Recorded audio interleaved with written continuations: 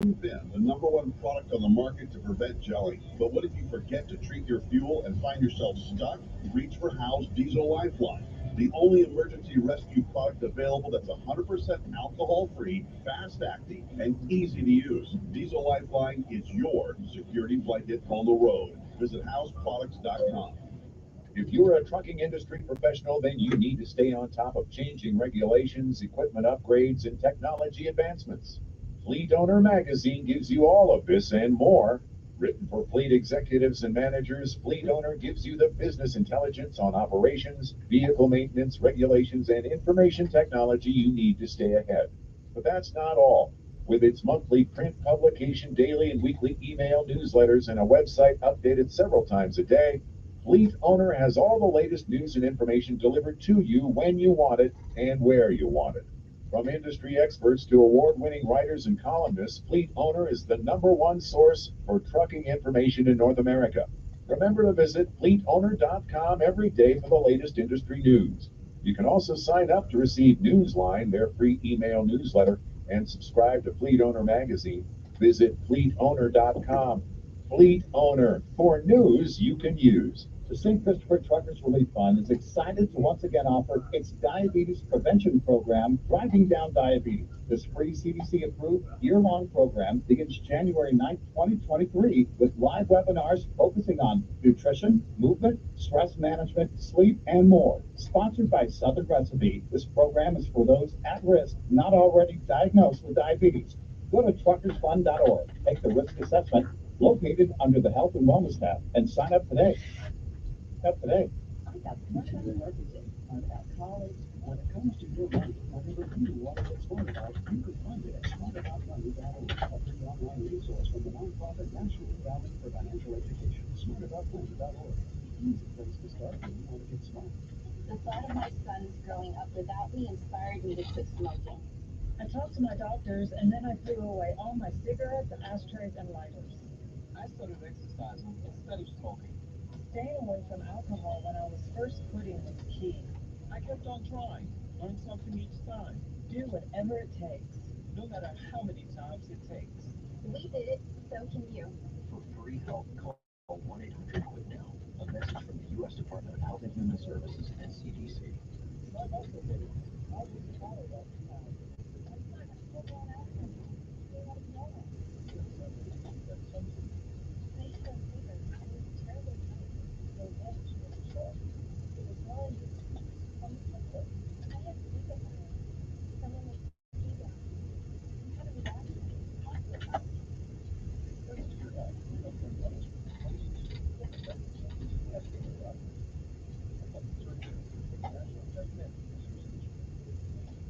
Hey y'all, this is Aaron Tippett.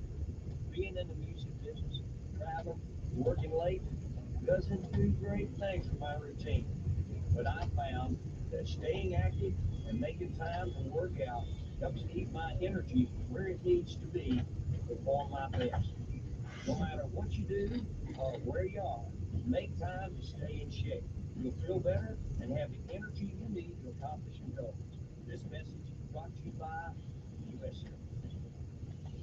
Telling you like it really is.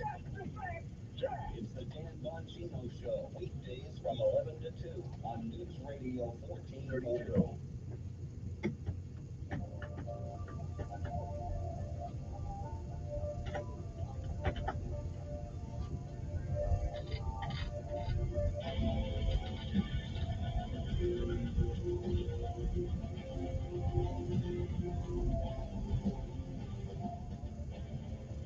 It's Trinity Radio. He's Eric Hurley, and I'm Gary McNamara.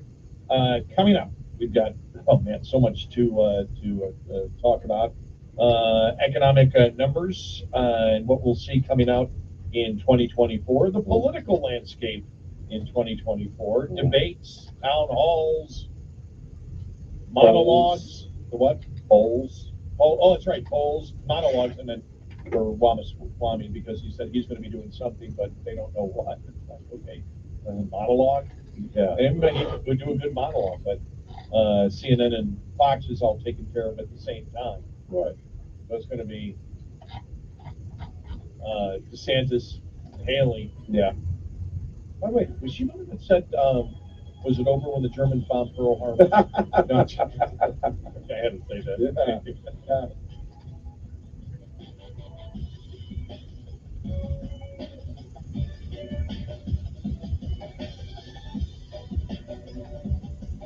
Top of the hour news is brought to you by House Products. Visit houseproducts.com. This is Red Eye Radio on Westwood One. Listen to Red Eye Radio wherever you are with the Red Eye Radio app. Available on Android and iPhone. Download it now from the App Store or by visiting us at redeyeradioshow.com. I don't have to tell you the world is in chaos. Our nation is in chaos. Wars, bank failures, and so much more. Crippling investors. So what's the best investment to secure your financial future? Here's an easy answer. Gold. Mike Fulgens and his company, Universal Coin and Bullion, have helped investors buy over $1 billion in gold and silver. Gold is a safe haven and a hedge against inflation. You should add the world's oldest currency to your portfolio now. Call Universal Coin and Bullion today. 800-UCB Gold. 800-UCB Gold. Go online. universalcoin.com/redeye. Universal Coin has given our listeners a special deal on a 1/10 ounce gold American Eagle coin for just $220, or a pure 1 ounce silver American Eagle coin for $27. Limit 3 each. Call 800-UCB Gold. Tell them you want the red eye deal. Mike Fulgens is America's gold expert. Make him your gold expert now. 800-UCB Gold. Performance may vary. Consult with your tax attorney or financial professional before making an investment decision. Eric Harley for Valley Chrome Plating. Drivers who are looking to outshine everyone rolling down the road. Look no further than Valley Chrome Plating, your one-stop shop for premium chrome and stainless bumpers, plus a huge inventory of stainless accessories for all makes and models. Valley Chrome will always outshine and outlast the competition. Their products are made with the highest manufacturing standards, made right here in the USA. Family owned and operated, Valley Chrome Plating has been putting the shine on America since 1961. Check out valleychrome.com today. Valleychrome.com. Tom Bodette here, thinking about all the goofy stuff you only seem to find at truck stops.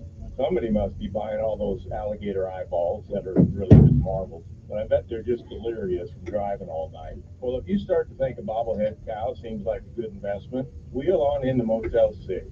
There's over 1,400 locations and many have truck parking, so you can sleep on it before you buy that commemorative mud flap. I'm Tom Bodette from Motel 6, and we'll leave the light on for you. The St. Christopher Truckers Relief Fund is excited to once again offer our diabetes prevention program. Cosa. Diabetes prevention All right, program. Cosa. This year-long program begins January 9th, 2023, with live webinars focusing on nutrition, Cosa. and sleep, while receiving Got that going right there. I got that going right there. Okay. Not for those who have already been diagnosed with diabetes. If you are an over-the-road truck driver with a valid Class A CDL and are wondering if you are at risk for diabetes, go to truckersfund.org and take the risk assessment located under the Health and Wellness tab. Driving down diabetes is made possible by Southern Recipe. If you have questions, email Julie at truckersfund.org. Don't let diabetes put the brakes on your career. Sign up today. Again, to sign up and get more info, go to truckersfund.org. Truckersfund.org. News Radio 1440 WIAM, the home of Sean Hannity. Also on 95.1 HD3 FM, Montgomery, Alabama. A QVC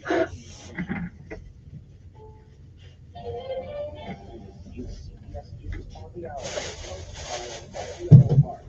I'm Stacey Lynn. Learning new details about the deadly and fiery crash between two planes at Tokyo's Haneda Airport yesterday. CBS's Lucy Kraft is in Tokyo. While the Japan Airlines pilot was instructed to enter the runway, the Coast Guard pilot was told to hold short of the runway or to stop before entering it. The pilot, who was severely injured, said that he had received runway clearance. All 379 people on the Japan Airlines plane were able to get out after it burst into flames, but 5 of the Coast Guard crew members died. The captain was able to escape but was badly injured. Hamas says an explosion in Beirut killed one of its top leaders. Lebanon blames Israel, but CBS's Cammy McCormick tells us Israel hasn't acknowledged it was behind the attack. In the West Bank, there were protests by Palestinians.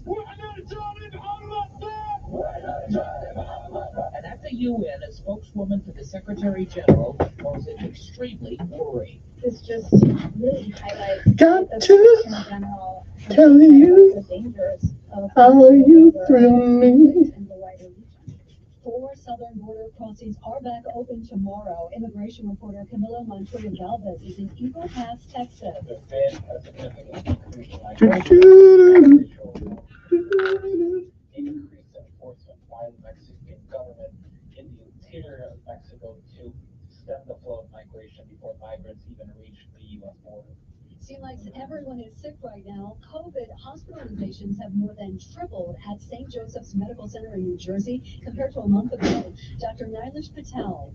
Concerning in the sense that the volume of patients is higher, they are sicker, especially patients that are most vulnerable, that have comorbid disease, things like cancer or respiratory disease. It's not just COVID either. More than half the country's seen a spike in COVID, flu, and RSV. Oh, snow. The East Coast may get its first major storm of the winter this weekend. Odyssey meteorologist Craig Allen on who's getting hit. Most weather maps are indicating that this will turn into a rather intense storm system, and there will be rain and snow, heavy at times, moving on up 95 from the D.C. area right through Philadelphia to New York City. Some good news as you struggle to pay off that Christmas present debt. Gas prices are dropping. AAA says the price for a gallon of regular has fallen under $3 across most of the country. Of course, that's not the case everywhere. If you live in Hawaii, California, and Washington State, you're still paying over $4 a gallon. This is CBS News. O'Reilly Auto Parts for all your car care needs. Get the parts and service you need fast from the professional parts people at O'Reilly Auto Parts. You took the first step and quit smoking, but even former smokers may still be at risk for lung cancer. That's why SafeOnTheScan.org wants you to know about a new low-dose CT scan. That must be Melissa. It is. I don't know how I knew. I can't speak up on anything. Look at my attention. No.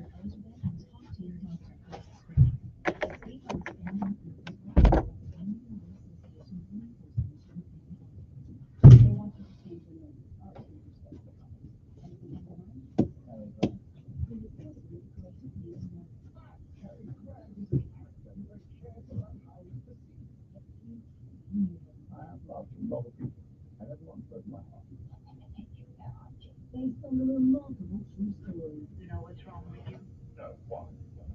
Jason Isaacs is Archie, the man who became Carrie's love, now streaming only on BritBox. A former celebrity attorney will face the court for wire fraud. A Los Angeles federal judge finds Tom Girardi competent to stand trial for allegedly embezzling millions of dollars from clients. His attorneys have been saying he suffers from dementia. Girardi is the estranged husband of Real Housewives of Beverly Hills star Erica Jane. Some people call me cold, but that's not ice. It's diamonds. Who for years while married flaunted an opulent lifestyle with him by her side. Matt Piper, CBS News. Are you looking for love? This could be your weekend. The first Sunday in January is the busiest day of the year for online dating. According to Tinder, which calls this Dating Sunday, the number of new bios increased, thousands of new pics are added every minute. The number of messages sent goes up by 22%, and likes go up a lot. The app told the New York Post they expect to see close to 59 million more this Sunday compared to the rest of the year. Stacey Lynn, CBS News. For 65 years, Guardian Credit Union has been your trusted financial partner, and now we're proud to extend that trust further by introducing insurance services. Got the coverage that fits your needs. Our team is here to guide you every step of the way with a personalized service you've never known. Call 334-819-7555 for a free quote today. Guardian Insurance Services, building on 65 years of trust, now safeguarding your future. You see miracles all the time at our children's hospitals. All the time? Miracles never come easy. That's why as great as children's hospitals are, they need our support to keep miracles happening. Hey, it's chilly in here. What can I tell you? Where the miracles are. Support your Children's Miracle Network hospitals. But they're not going to turn the heat up just for me. It's the Dan Bongino Show, weekdays from 11 to 2 on News Radio 40. Good morning, everybody. Hope this day finds you well. It's a little chilly outside this morning. I was coming in this morning. It was 34, 35 degrees outside. So if you got to go somewhere early first thing in this morning, make sure you leave about 10 minutes early and go about 5 miles slower than you normally go. But before we get into anything, let's have a serious talk. It's about a killer, and its name is fentanyl. Did you know that more than 1,400 Alabamians died in 2021 from drug overdoses? It's time to have the conversation about substance abuse. Hope is real. Recovery is also real. So if you are a family member or even a friend are suffering from substance use disorder, call the Council on Substance Abuse or COSA right now. That number is 334-262-1629. That's 334-262-1629, or go to COSANCADD.org. That's COSANCADD.org. Let's get some help today. Call COSA 334-262-1629 and get the help you need, because what bothers you and affects you affects us all. COSA 334-262-1629. Call them today. We'll be back. SFA First Alert Weather Forecast on News Radio 1440.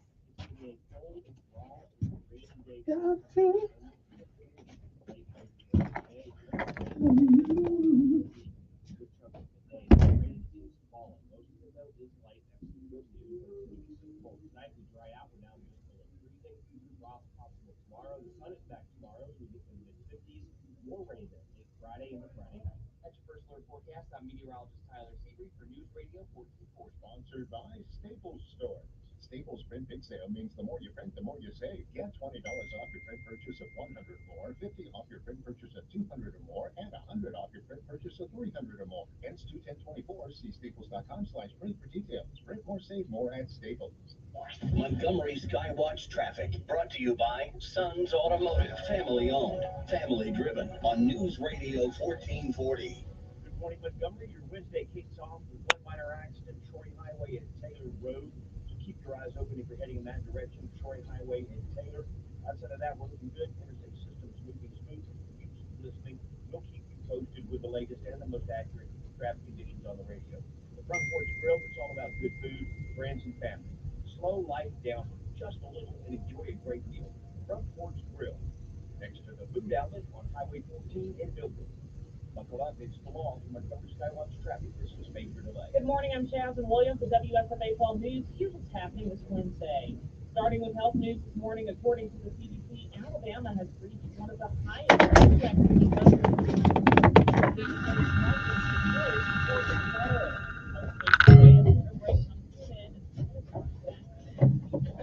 I love kisses. A child died in Alex City. 3-year-old boy drowned on Lake Martin over the weekend. Alex City police say it happened Saturday in the Bay Pine area near Jackson Station. Christmas and New Year have come to an end, and now it's time for Mardi Gras. Most people think of Bourbon Street in New Orleans when they think of carnival season, but Mardi Gras actually got its start in Mobile in 1703. Mobile's first parade is January 26th. Festivities continue through Fat Tuesday, which is February 13th. I'm Jasmine Williams, and these are your WSFA 12 News morning headlines.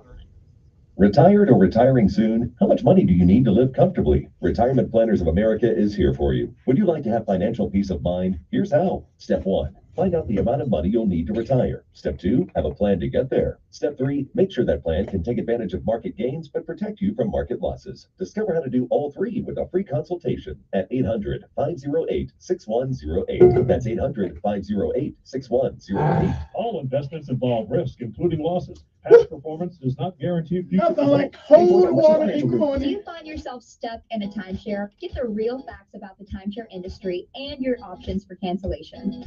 Chuck McDowell, founder of Wesley Financial Group, has put together a free information information guide that reveals the secrets the timeshare industry doesn't want you to know, including the 5 ways to get rid of your timeshare. Call now and get this timeshare cancellation guide absolutely free. Call 800-909-4747. 800-909-4747. 800-909-4747. The older your furnace gets, the likelier it is for carbon monoxide to leak into your home. It is of the utmost importance to have your furnace checked annually if it's over 10 years old. Bill Bradley Services technicians are equipped with top-of-the-line CO detectors that will guarantee no carbon monoxide is seeping into your home. They will also check each aspect of your furnace to ensure it's operating at max efficiency, which will save you money down the road. Only $74.95 for guaranteed peace of mind. Bill Bradley, won't you please fix my home? Number 8449. Just Blinds and Travel is proud to be the area's trusted source for all things window treatment related. Whether you're looking for classic blinds, stylish shades, or luxurious drapes, Just Blinds and Travel is here to help transition your home to the perfect look designed just for you. It's an easy process. Just stop in and visit our showroom in Prattville. Within minutes, you'll be introduced to the very latest fabrics and window treatment options, and many conveniences of motorization and smart home options. We hope to see you at Just Blinds in Prattville. We all make resolutions this time of year, and let's face it, most of them won't stick. But here's one that's not only easy to keep, but will help you feel healthier all year long. Navage. Navage provides quick, drug-free nasal relief by washing saline in one nostril, around the back of the nose, and out of the other nostril. This time of year, when everyone is sick, Navage helps by sucking out germs, bacteria, and viruses trapped in our noses that cause us to feel miserable. And come allergy season, it does the same with dust, pollen, and other allergens. And unlike medications that can take time to help, if they're effective at all, Navage helps treat congestion symptoms in seconds flat, without drugs. This New Year's, resolve to use drug-free Navage to help you breathe easier, sleep better, and feel healthier all year long. Ask for Navage at Walmart, Walgreens, CVS, Rite Aid, Target, or find us online at Navage.com. Navage. N-A-V-A-G-E. Clean nose, healthy life. Do you have an invention idea but don't know what to do next? Call InventHelp today. We have representatives nationwide who will explain the InventHelp process step by step. Over 10,000 patents have been secured through InventHelp's patent referral services.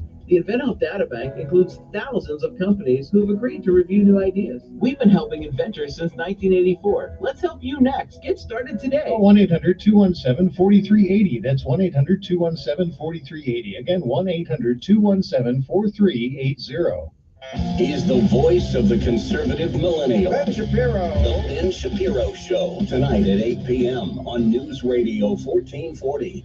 Depend on it. Sometimes you need to reset. So we're gonna open more for Refocus on your day. The moment where you take a deep breath and change the Where these people don't get it. Close the door. What you need to do. This is Decisions with Kevin Elkins.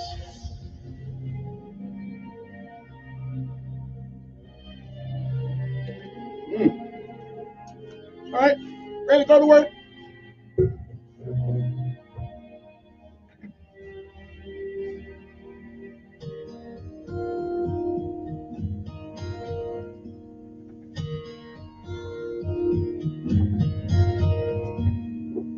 Tomorrow morning, if you wake.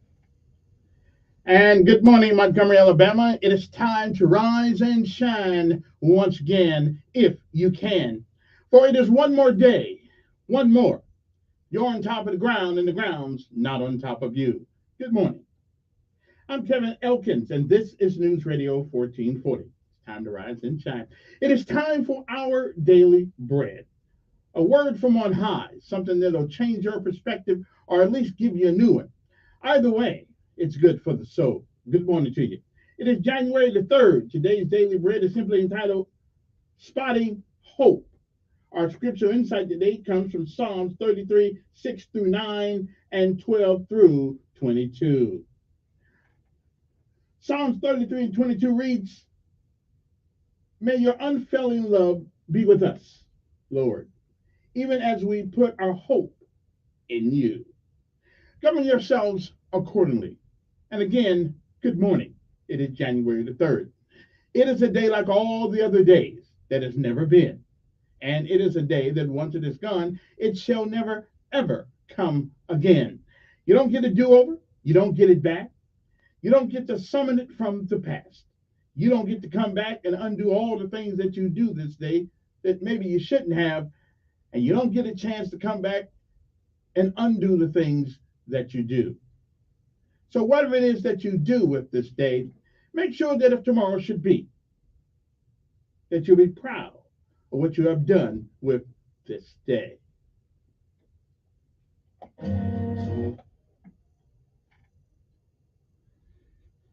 If you have lived a while, you've seen and you've heard many, many yesterdays. And if we live and given the grace, mercy, and charity of God, we may, I'm not sure, we may see some tomorrows. But if tomorrow should never be, then it is this day. That is the first day of the rest of our lives. What are we going to do with it? Well, whatever we do what you can while you can, for as long as you can, and reach back every once in a while and give somebody else a helping hand. Benjamin Elijah May said, whatever we do in life, we should do it so well, no man living, no man dead, no man yet to be born can do it any better. And I'd say that is the standard by which you live life, you'll always be successful. Oh, you'll fail at a thing or two. We all do. But you'll never be a failure until you quit. We say give out if you must, rest if you can, but you don't ever quit. You don't ever give up, because quitters never win. And while winners may lose at a thing or two, they never quit. My mother said all you have to do is put one foot in front of the other. Nothing beats a failure but a try. Don't ever give up. Don't ever quit, because quitters will never win. And winners, well, they may fail here and there. They always keep going. Put one foot in front of the other. And no matter what happens to you this day, remember this. It is a great day, like all the other days, to be alive. Spotting Hope. That's our daily bread for today, January the 3rd, 2024. Good morning to you. It's time to rise and shine.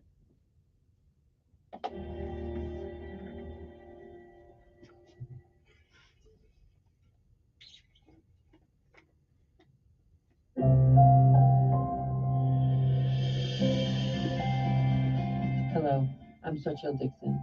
I'm sharing a special story about the world God created in today's encouragement from our daily bread, Spotting Hope. Oceanographer Sylvia Earle has seen the deterioration of coral reefs firsthand.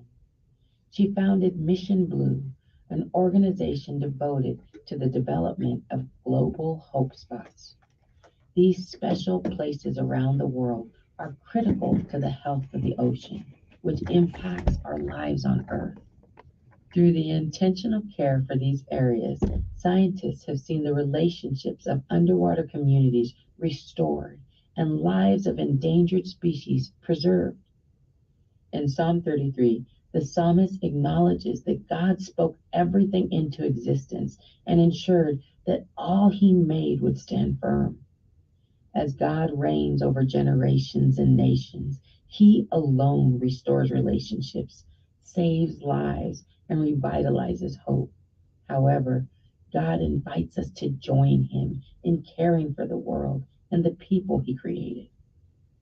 Each time we praise God for the whisper of a rainbow splashed across a clouded gray sky, or the glistening waves of the ocean crashing against a rocky shore, we can proclaim his unfailing love and presence as we put our hope in him. When we're tempted toward discouragement or fear, as we consider the current state of the world, we may begin to believe we can't make a difference. When we do our part as members of God's care team, however, we can honor him as the creator and help others spot hope as they place their trust in Jesus.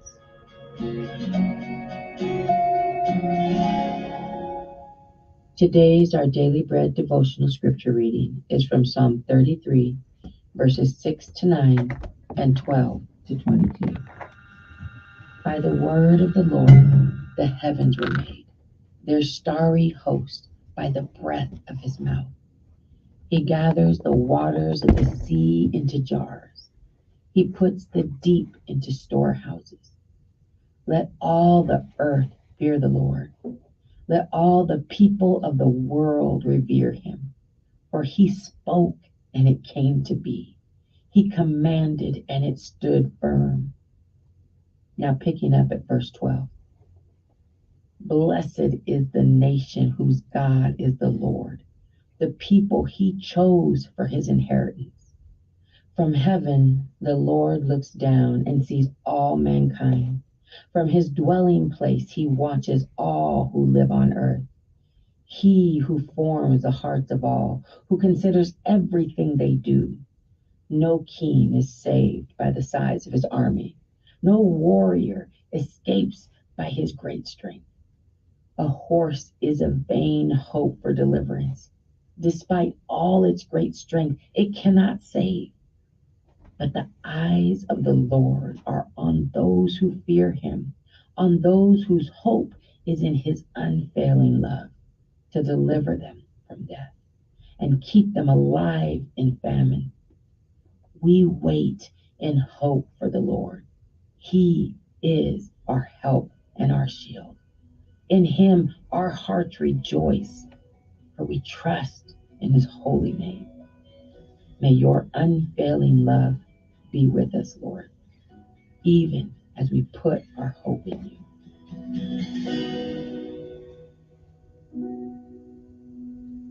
Let's pray. Loving Creator and Sustainer, help us be a hope spotter who faithfully serves on your care team. Empower us to be grateful stewards of all you've given us as we take responsibility for the world you created and entrusted to us, and live with compassion toward the people you made in your image and commanded us to love. In Jesus' name we pray. Amen. Today's encouragement was provided by our Daily Bread Ministries. Well, what is it? Okay. Of course. Time to rise and shine. Way all the way, gotta be. Time to get up. Let's go to work. Every day we run to the sun. Knows where, not yet. Come on out, down in the mess hall on my knee. That's all on my knee. We got nothing to eat but a can of beans. Nothing to eat but a can of beans. The bread was moldy and the meat was bad. Okay, only in the song, only in the song. You know darn well that you can't eat that. Here we go, all the way. Gotta be rough and tough. Hey, boom, all the way. All the way. When I was young, always wanted to be in the 82nd Airborne, easing the breeze. Now that I'm here, I'm gonna do it right. Jump from an aircraft while in flight. All the way, airborne, all the way, driving on. Driving on. Driving on. Driving on. All the way, airborne, all the way, driving on. And some kids down at Fort Moore, Fort Benning, wishing they was like me right now. I ain't mad at them. Going into the plane, jump master said 1 minute to go. Green light, lead with the cheering go.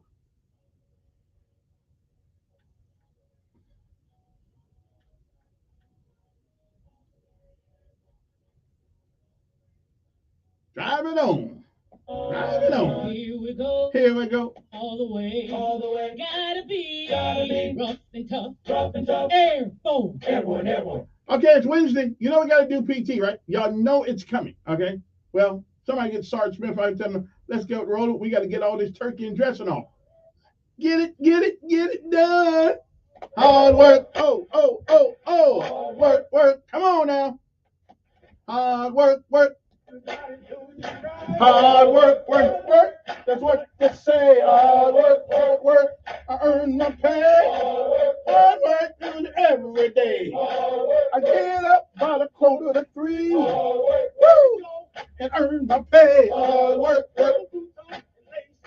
Hard work. Go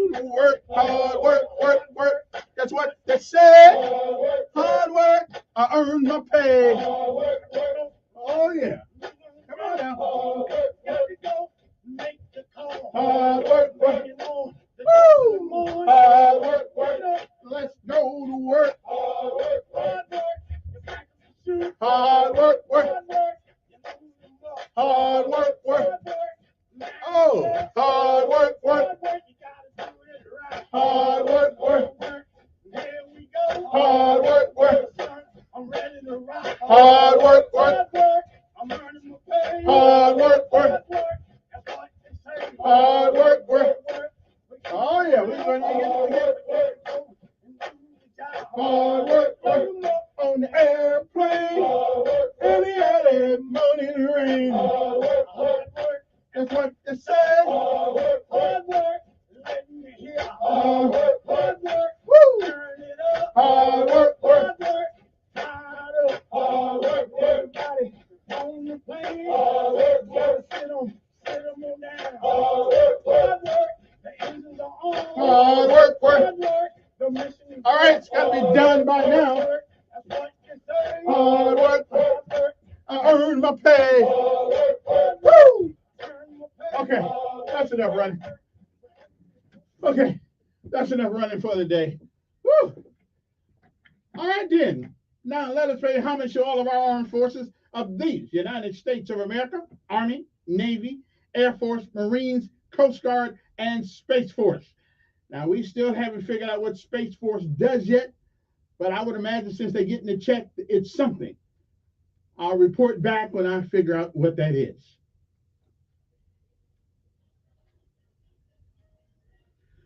And after all, this is an Air Force town, so let's give Maxwell Gunner Air Base some homage this morning, since this is an Air Force town. Good morning, super duper air troopers out there. And good morning to the Alabama National Guard. We got some, that they are our representatives around here, you know what I'm saying? Good morning, Sergeant Major. I don't know who the Sergeant Major is out there right now. Rodriguez? Female. But I don't call her female, I call her Sergeant Major. That's right. That's you got to give that respect, baby. You got to give that respect. Anyway, anything else going on? Any no, not that I know. Okay. So let's give homage. It's cold out there this morning. So if you see your local sanitation department, it don't hurt to give them a cup of hot coffee or a cup of something hot to drink, something like that. You know what I'm saying? Throw something in an envelope, give to them this morning. It's cold out there. Motivate them a little bit, okay? Give them $5 or something. At least that'll get them breakfast. Okay, maybe not breakfast, but give them a snack or something, you know. Paid chips, something. And good morning to the Montgomery Police Department, Dale Albert and his guys out there. They can't stop crime, but they certainly seem to be catching the crooks that do it. So that's one thing that's good for us. And good morning to the Sheriff Department, Daryl Albert, and also we send our prayers out to the Jones family. Sheriff Jones passed away the other day. I met him when I first got here some years ago.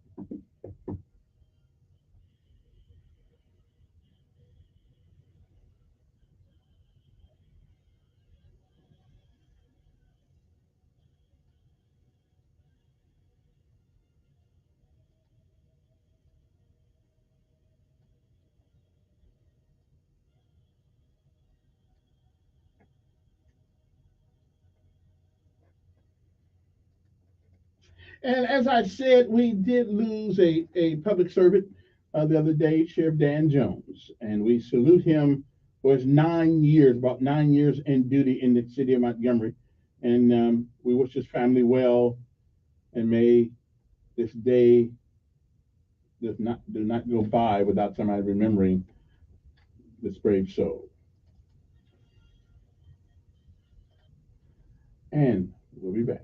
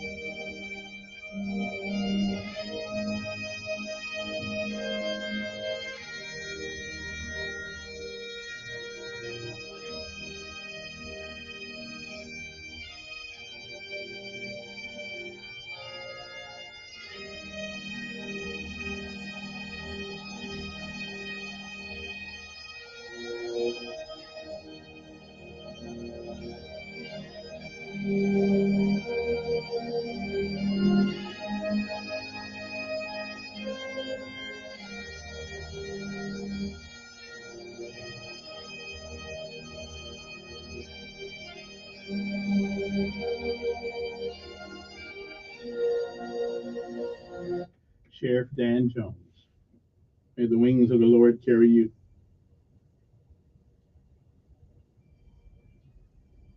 to his humble arms. We'll be back.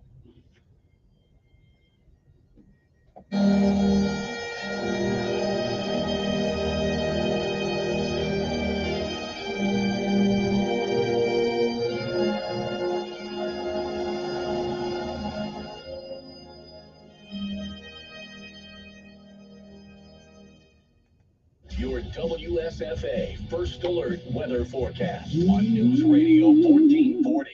Sponsored by Bet Online. The only people that don't get time off this time of year are pro athletes and us at Bet Online. With pro football full season and pro basketball in full swing over the holidays, Bet Online isn't taking a second off to make sure you have all the up-to-the-second odds, news, and info. Head to Bet Online today to stay updated on all the action. Happy holidays from Bet Online. It's going to be a cold, raw, and rainy day today. Temperatures only in the 40s with light rain throughout the day. It will not rain all day long, but there will be a good chunk of the day that rain is falling. Most of it, though, is light. That's the good news when it's going to be so cold. Tonight, we dry out. We're down just below freezing. Some frost possible tomorrow. The sun is back tomorrow as we get into the mid-50s. More rain then, late Friday into Friday night. That's your first alert forecast. I'm meteorologist Tyler Seabury for News Radio 1440. Montgomery Skywatch traffic brought to you by Sons Automotive. Family owned, family driven on News Radio 1440. Good morning, Montgomery. Your Wednesday kicks off with one minor accident, Troy Highway at Taylor Road. So keep your eyes open if you're heading in that direction, Troy Highway at Taylor. Outside of that, we're looking good. Interstate system's moving smoothly. You keep listening. We'll keep you posted with the latest and the most accurate traffic conditions on the radio. The Front Porch Grill, it's all about good food, friends, and family. Slow life down just a little and enjoy a great meal. The Front Porch Grill, next to the food outlet on Highway 14 in Millbrook. Buckle up, it's the law. From Montgomery Skywatch Traffic, this is Major Delay. A handful of esports organizations have gone through a rough patch this year, but no org compares to Evil Geniuses. Between the layoffs, community ill will due to a poorly run event, and their departure from League of Legends and Dota 2, some speculate that the org will be closing altogether. They're still in Counter-Strike and Valorant, but rumor has it, those doors may be closing as well. Is this the end of Evil Geniuses? The latest esports and gaming news. Find it online at checkpointxp.com. Do you owe the IRS $10,000 or more in back taxes? Are you being audited or investigated? Has the IRS sent you a letter demanding payment? You may not owe what they claim. Make this free call to the tax doctor now. Let them negotiate with the IRS on your behalf. Call 800-631-9123, 800-631-9123. That's 800-631-9123. I'm Aaron Tippett. I've been blessed to be able to make a living at what I love, making music for more than 25 years. But it didn't get there overnight. There were a lot of long days and nights of working just to make ends meet. Good things in life don't always come easy, but when you sweat for what you want, it makes it even sweeter when you get it. So remember to work hard, and when the opportunities present themselves, you got to be ready to grab them. This message is brought to you by the United States Air Force. You see miracles all the time at our children's hospital, but miracles never come easy. That's why, as great as children's hospitals are, they need our support to keep miracles happening. Put your money where the miracles are. Support your Children's Miracle Network Hospital. Did you know that Alabama law requires all pets to be currently vaccinated against rabies? This is State Public Health Veterinarian D. Jones. Rabies vaccination not only protects dogs and cats from the deadly virus, it also reduces the risk to the owners who can unknowingly be exposed by their unvaccinated pets. Help us protect you, your family, and your pet by getting them vaccinated today. This message brought to you by the Alabama Department of Public Health and this station. Sam, put your shoes on. We're headed to the doctor in 10 minutes. Okay, Mom. Hey, am I going to get a shot? Yes, it's time for your yearly vaccines. We have to make sure all your vaccines are up to date before you start back to school. You know, I have to provide a record with the day and year you got the vaccine to the school. Okay, but Mom, how many more years do I have to get these shots? At least until college. Alabama law requires children of all ages to be up to date on their immunizations before attending school. Every child needs to be vaccinated against polio, diphtheria, tetanus, pertussis, also known as whooping cough, measles, mumps, rubella, and chickenpox. This is State Health Officer Dr. Scott Harris. For more information, visit our website, www.alabamapublichealth.gov. This message brought to you by the Alabama Department of Public Health and this station. Join Sean Hannity Sundays at 3 p.m. for the Encore Show. Chinese, the Russians, don't fear Joe Biden. On News Radio 1440. Okay, we're back. Now, you know what time it is? It is time for the word of the day and lessons of life. You know what that's all about, right? Okay. These are the things you learn by living. You can't learn them any other way. The only way to get this knowledge is through experience. And sometimes I always say there's never been a lesson taught that did not cost somebody. So you get the experience, you get the free knowledge, and hopefully you don't have to do it in order to be able to appreciate the lessons of it. Anyway, good morning to you. The word of the day. The word of the day means, now this is something when you go look for a job, this is a word you need to include in your vocabulary during that interview. Okay, you need, and if the guy that you put this word to doesn't understand the word, you may not want to work there. Okay, because he's involved in hiring, but he don't know what this word means, then we may need to, go someplace else. Okay, I'm just saying. So the word of the day is spelled Perquisite.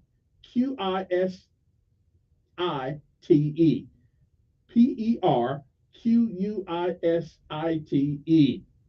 Okay, perquisite. Okay, now that's how you pronounce it, perquisite. So what does it mean? Perquisite. Site, perquisite. Okay, it refers to something extra that someone receives in addition to regular pay for doing a job. Perks, as it were, as in job perks. Okay, is short for perquisite. So when you go for that job interview, you want to look at the guy. So if I'm willing to sign for a little less money, are there any perquisites that come with that? Do I get my own bathroom? Do I get my own parking spot? Do I get my own, my own desk, my own computer, whatever? Perquisite. Okay. So you make sure. And if he doesn't understand what that means, then when you go sue him for something, then you can say, well, the guy told me I had a perquisite. I never saw it. Never saw any of it. I'm just saying. So anyway, so the word of the day is perquisite, referring to something extra that someone receives in addition to regular pay for doing a job. Like they said, well, Kevin, get up every morning, get up early in the morning, and we're gonna make sure you got hot coffee. Okay, that's cool. Although I don't really like coffee, without if it's one of the perks of the job, And now all I'm looking for them to do now is give me my own parking space, which is what I'm looking for. But that may not be one of the perks that I get since we're on the main street here. All right, perquisite. All right, so that's the word of the day. Now, the lesson of life today. Now, this is an easy one. This is a good one. I need you to pay attention to this lesson of life. Okay? I need you to pay attention to this. Okay. Only trust people who can see these three things in you. Remember, only trust people who can see these three things in you: the sorrow behind your smiles, the love behind your anger, and the reason behind your silence.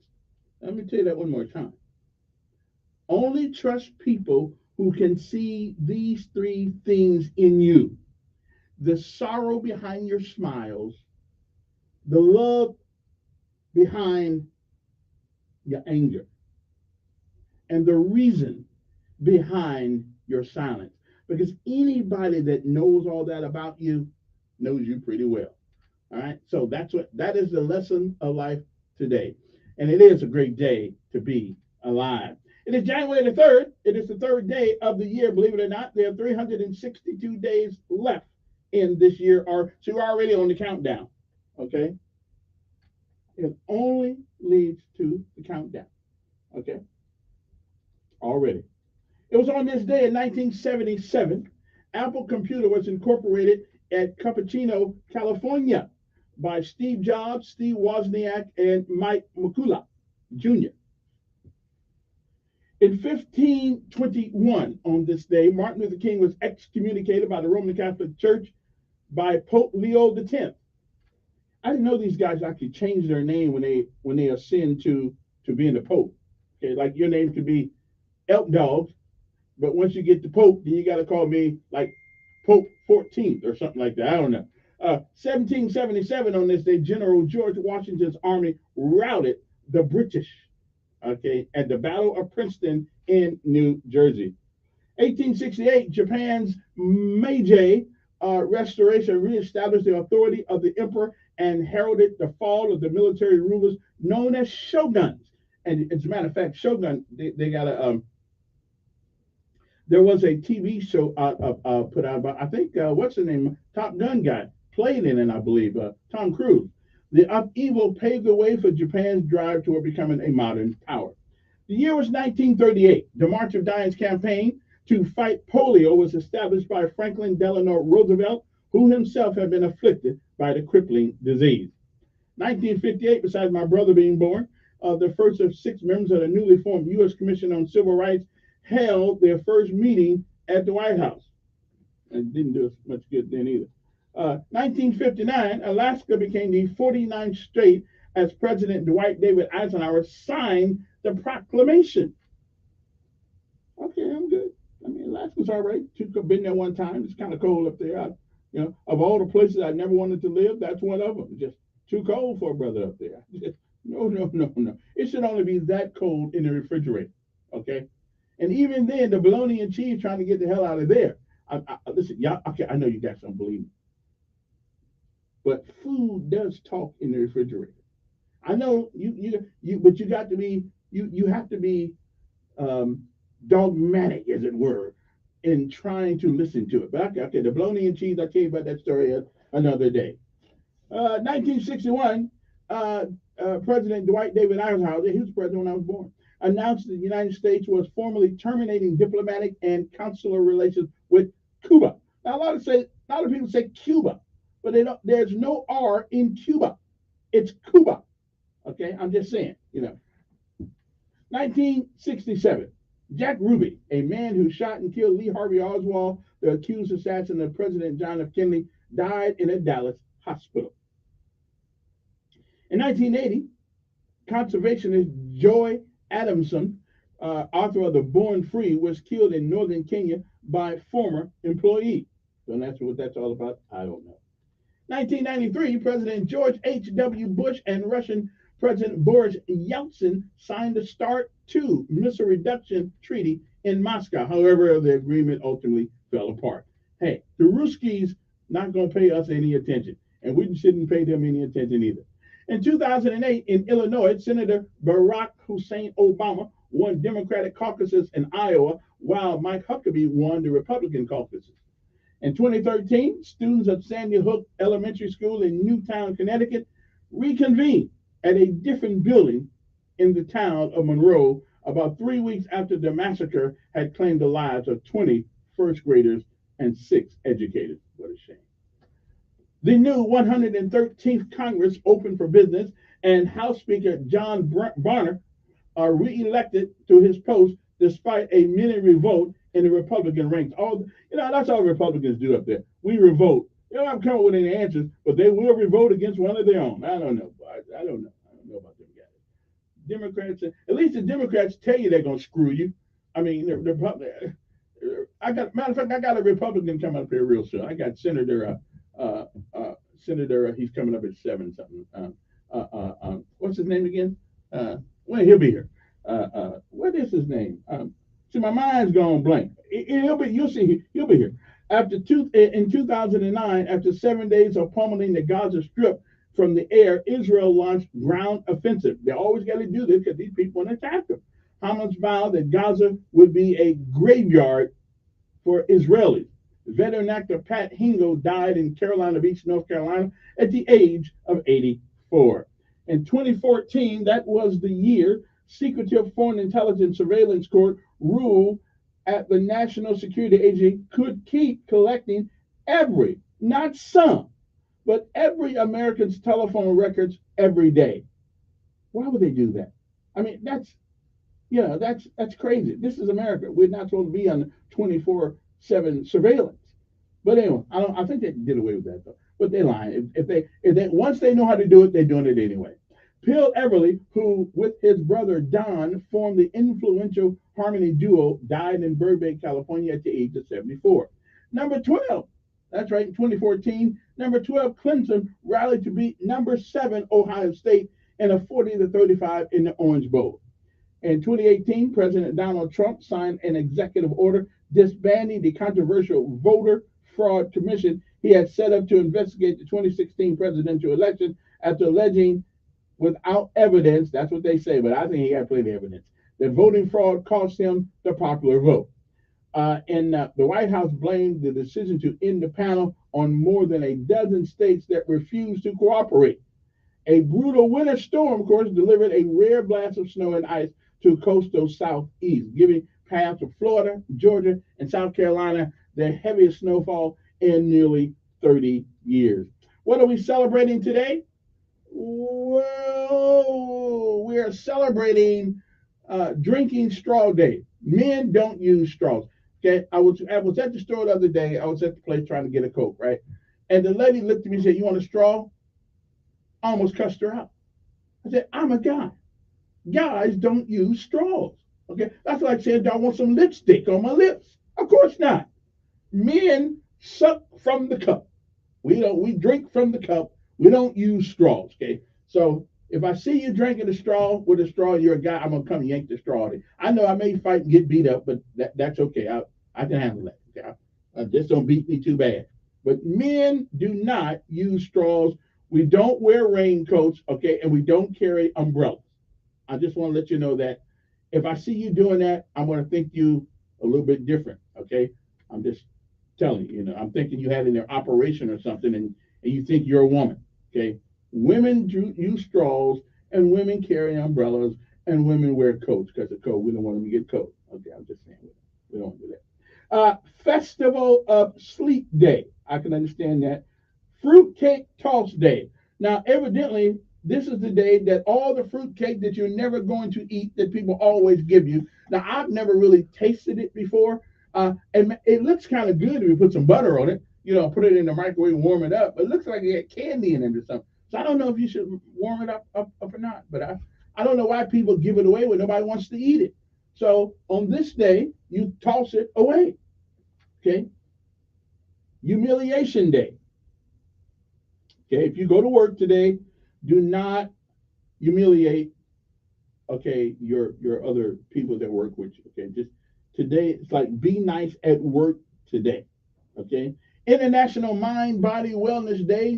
Everybody's got to get it together and try to do something healthy for yourself today. Okay.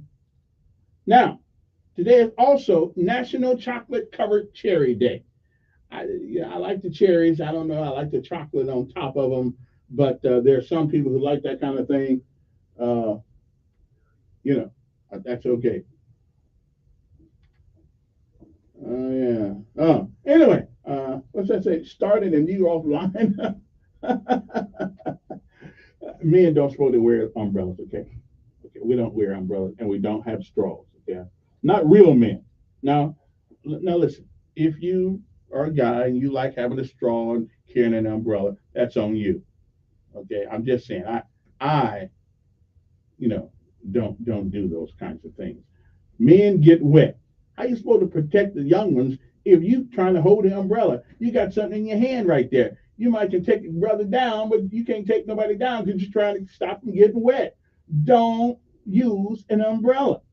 Men don't do that. Also, the last thing we celebrate today is Women's Rock Day today.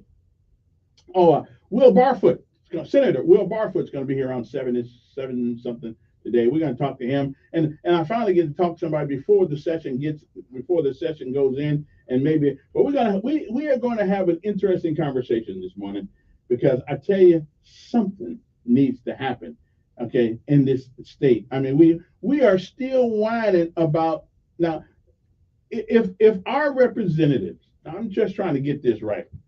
If our representatives, okay, are there to represent us, which is a lie they've been telling us for a bunch of years. But let's say in theory, our representatives are there to represent us.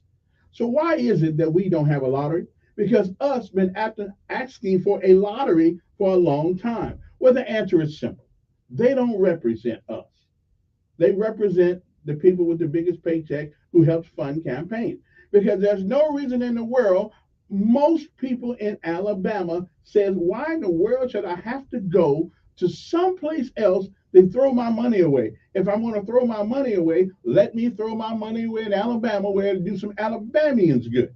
Okay, so it just seems to me that our people who supposedly represent us don't really do that anymore. They just don't.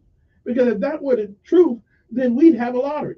We're going to talk to the senator about that and a few other things on my mind that I've been holding in forever. So I got to talk to one of my conservative buddies because I know what the Democrats think already. I think this is one of the. I'm with the Democrats on this one. We want a lottery.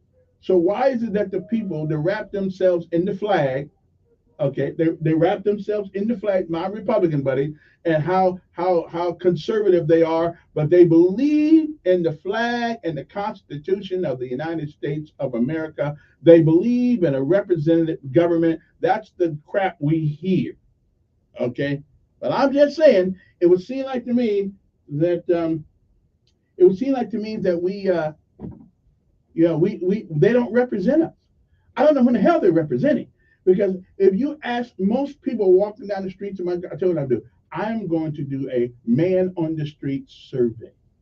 Okay, we are going to see how many people, out of percentage of people I talk to, how many people want they want a lottery.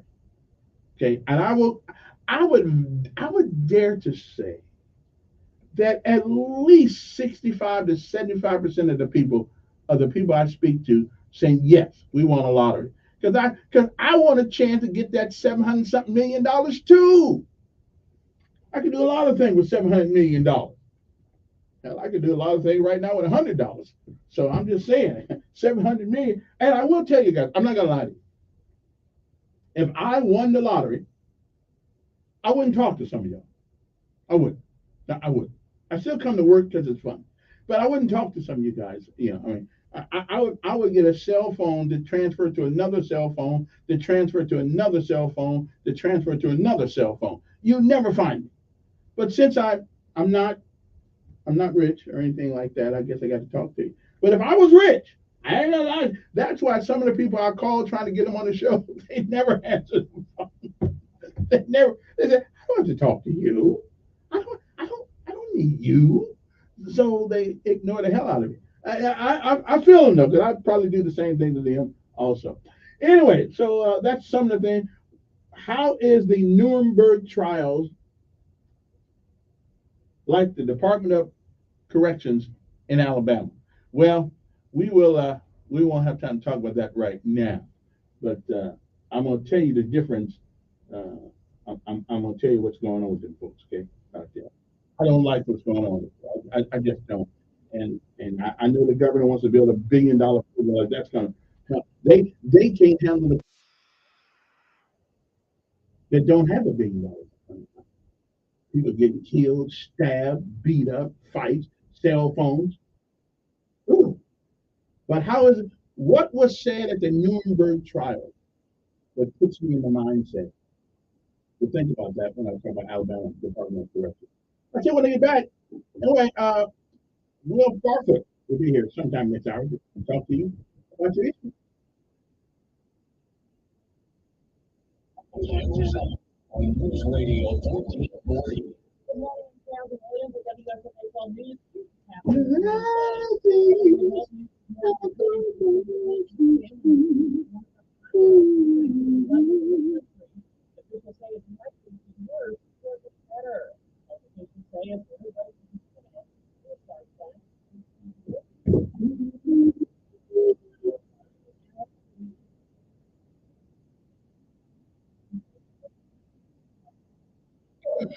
How do you do that?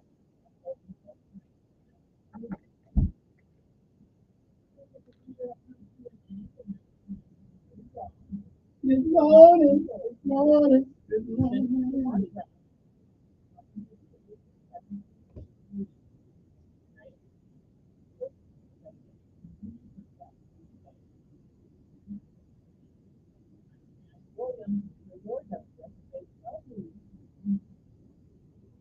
WLWYA is News Radio 1440, also heard on 95.1 HD3 FM in Montgomery, a Cumulus media station. The CBS News World News Roundup, sponsored by Umbrella Park. I'm Stacey Lynn. New information about a deadly two-plane collision in Japan yesterday. Investigators looking into why Japan Airlines Flight 516 collided with a small Coast Guard plane released communications records showing that in the final minutes before the accident, Flight 516 received and confirmed permission to enter the runway. The Coast Guard pilot said he had also received runway clearance. The communications data showed that he was instructed instead to hold short or to stop before moving into the runway. Lucy Craft, CBS News, Hitachi Ota City, Japan. Iranian state media is reporting at least 20 are dead after two explosions near a cemetery where a ceremony was being held to mark the 2020 death of the country's top commander. Dozens were injured. A senior Hamas leader was killed in an attack in Beirut. This comes as fears escalate with the war in Gaza will spread across the region. CBS's Kevin Elkins focusing a shine with the Institute for National Security Studies about how people will work with Lebanese militants would be able to compare Hamas's capabilities with Hezbollah's capabilities. How would you compare the two? 10 times more. That's no question. Hezbollah is a huge army very close to Israeli villages and cities. CBS's Matt Piper tells us some border crossings are opening back up. The U.S. will reopen an international bridge in Eagle Pass, Texas, 2 crossings in Arizona, and another near San Diego, all on Thursday. U.S. officials say the Mexican government has stepped up efforts to slow U.S.-bound migration, noting a recent marked drop in illegal border crossings. The U.S. also says the drop has freed up personnel. Former President Trump wants back on the main ballot. He's asked a court to overturn a ruling to remove him due to his role in the January 6th attack on the Capitol. Campaign reporter Katrina Kaufman has confirmed Trump argues that the Secretary of State, who is a Democrat, is a quote-unquote biased decision maker. He said she should have recused herself. Well, you can now bring your own reusable cup to the Starbucks drive-thru. You tell the barista when you order that you have your own mug, and then you give it to them at the window. They make your drink and then give it back in a contactless vessel. 2 things though. They're not your mom. They're not going to clean the cup for you, so bring it washed already. And they won't take cups bigger than 40 ounces. Starbucks says the changes are part of a larger cultural movement to shift towards reusables and away from single-use plastics. Ahead of the trading day on Wall Street, stocks are pointing to a lower open. This is CBS News. Think O'Reilly Auto Parts for all your car care needs. Get the parts and service you need fast from the professional parts people at O'Reilly Auto Parts. You took the first step and quit smoking, but even former smokers may still be at risk for lung cancer. That's why SafeByTheScan.org wants you to know about a new low-dose CT scan to detect lung cancer early. It takes only 60 seconds and could save your life. You took the first step, now take the next. Visit SafeByTheScan.org for a simple quiz to see if you're eligible and talk to your doctor about screening. SafeByTheScan.org is brought to you by the American Lung Association's Lung Force Initiative and the Ad Council. They want you to change your name, or 2 weeks off and cut it. Anything come to mind? Harry Brown. He was Hollywood's greatest leading man. Harry Brown is a character. Be very careful about how he's perceived. You truly knew him. I have loved a lot of people, and everyone put my heart. Based on a remarkable true story. You know what's wrong with you? Jason Elizabeth is Archie, the man who became Harry Brown, ministering only on breakfast. Stand on a Las Vegas bridge for too long, and you could soon face a misdemeanor charge. But county commissioners say there have been security issues on the bridges. Las Vegas Metropolitan Police Department Undersheriff Andy Walsh agrees. And what we see is when pedestrian bridges get packed, it's very difficult for officers to get onto those bridges and to maintain order. House below with the ACLU of Nevada says this is a setup for disproportionate enforcement. You can't have laws on the books that apply only to some folks and not to others. The ordinance is set to go into effect in 2 weeks. Jennifer Piper, CBS News. Well, over the past 2 years, prices have risen at fast food restaurants big time. The Food Truck Empire blog reported meals at Chick-fil-A are up a staggering 21%. If you crave a McDonald's Big Mac, get ready to really bulk up. Now that many states have upped the minimum wage for workers, that could send the price of what they sell skyrocketing, so a Big Mac could cost you around $15. CBS News. Hell, let me do that. Why do I pay $15 for a Big Mac? Ain't what pretty crazy as hell. $15 for a Big Mac, they can kiss my grits.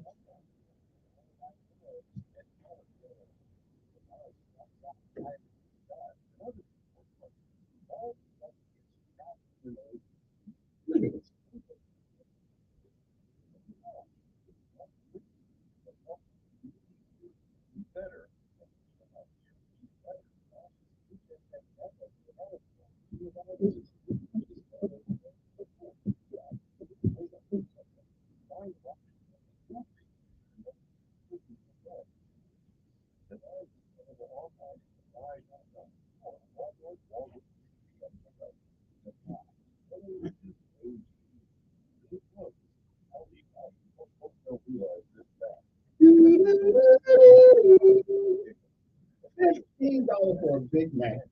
I used to cook Big Macs. I wouldn't pay $15 for the Big Mac that I cooked. I don't think so. This wage thing's getting out of control. McDonald's be going out of business soon.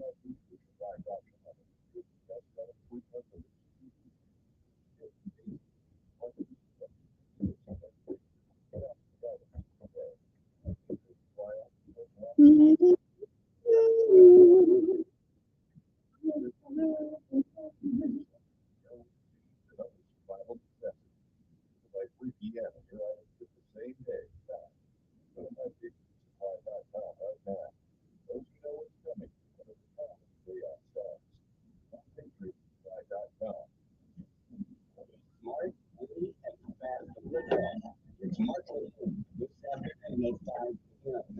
on News Radio 1440. All righty, welcome back into the second hour. I'm waiting at a moment here. When I get the call, I'll make sure I go down to the door for him. It is Will Barfoot, who is the senator, who represents me and a few other people in district, whatever senator district is. I think it's district 25, I believe is what it is. But before we get into any conversation like that, let's have a serious talk. And it is about a killer, and its name is fentanyl. Did you know that more than 1,400 Alabamans died in 2021 from drug overdoses? It's time to have a conversation about substance abuse. Hope is real, recovery is real. So if you or anyone in your family or a friend are suffering from substance use disorder, call the Council on Substance Abuse or COSA now. 262-1629. That's 334-262-1629. Or go to COSANCADD.org. Let's get you some help today. Call COSA 334-262-1629 and get the help you need, not tomorrow, but right now. That's COSA. Or you go to the website, COSANCADD.org. Okay, get the help today. Don't wait a minute longer. Give them a call. 334-262-1629. All right then. So, good morning, everybody. I'm just going to wait till my guest gets until he gets here. I got some things I want to talk about. All right. I got to keep my phone right here just in case he gets downstairs. So we can have a serious conversation. Okay. Anyway, good morning. How's everybody doing? I know it's here 860-1440. I have been intrigued by, and I've seen this movie before. I just never really paid enough attention. And the only thing I've seen since then that has happened in this country is our prison complex. The way we treat people in there. I know they're in prison, and the only difference between people in and the people out didn't get caught. So I don't know why we have this Jordan kind of attitude. If God had that kind of attitude about us, nobody would get caught. Heaven would be empty. I'm just telling you. So we talk about a lot of forgiveness and we talk about a lot of things, but once people get in there, and the other day somebody else was killed. And so I was going through some historical documents and looking at some of the things that some of the justices said by then. And here is something that I believe is Justice Jackson, who later became a Supreme Court justice in the U.S. Supreme Court. He said, the wrongs which we seek to condemn and punish have been so calculated, so malignant, and so devastating that civilization cannot tolerate their being ignored because it cannot survive their being repeated. And we're almost getting that way in Alabama. We put these young men, some have made a mistake, multiple mistakes. But to allow that environment in our prison system to keep dying, people keep dying. They're not the ones who are on death row, which I got a problem with death row also. Now we're taking that on whether or not we can kill people with nitrous, what do we call it? I'm not a death row kind of guy. I think, sooner or later we'll all die. And I think you can't use death as if you have a secure place to put people where they can't ever get out and harm society again, then eventually everybody will die. So why we want to put some, why we want to almost be braggadocious about the death penalty in Alabama, I don't know. But anyway, let me digress. He said that it has been so calculated and malignant, so devastating, the way that the Nazis treated their people, that civilization cannot tolerate them being ignored because they cannot survive being repeated. And when I saw that statement, aren't we doing that? Ever since I've been here since 1901, we have hundreds of people being killed in Alabama prison. And I'm not letting Sneaky and all these people deal with the prison thing, but sooner or later, we are going to find somebody we know, somebody that knows somebody we know that sooner or later that you'll be surprised who ends up in it. And so now I'm not one to make excuses for people's behavior to get them there. But again, the only difference between me and them is that when I was being stupid, I didn't get caught. So there's just, I don't know what we have to do to get the governor of this state to address this problem. And if she's down at working right now, somebody tell her to tune in so we can have a conversation. But wake her up. When is our Department of Corrections going to be what its namesake says? When is it going to be a Department of Corrections? Because right now, it seems to be a Department of Execution. Department, rather than DOC, it ought to be the DOD, the Department of Death. Because too many people go in there and end up dead. Okay. So, I feel like I say about it, but I've got a problem with this. Good morning. Yes.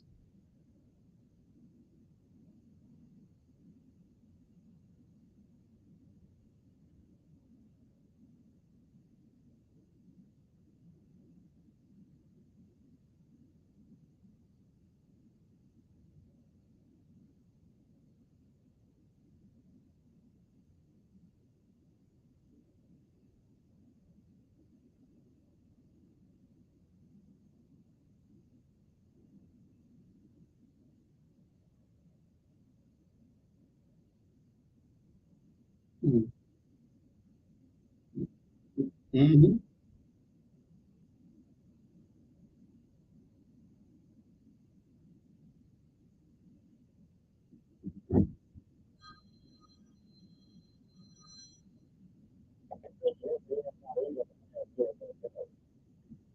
Is it live? All right. Okay. Yeah, I'm here. Hey, call me back. I gotta go open up the door for the senator. But I'll let you call back if you want to call back and talk to me. Okay, bye. All right, gotta take a break and we'll be back.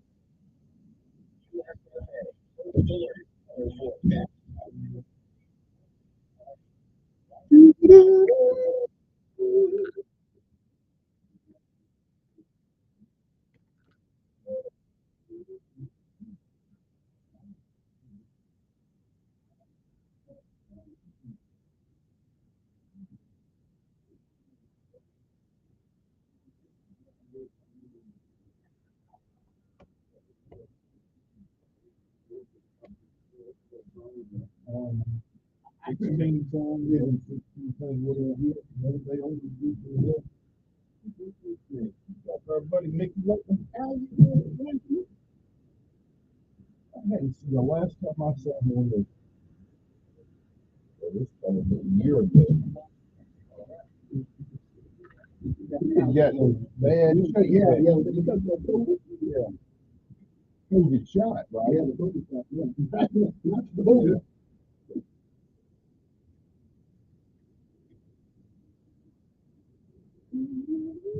It was AM7 the talk show here too. Yeah, down with that.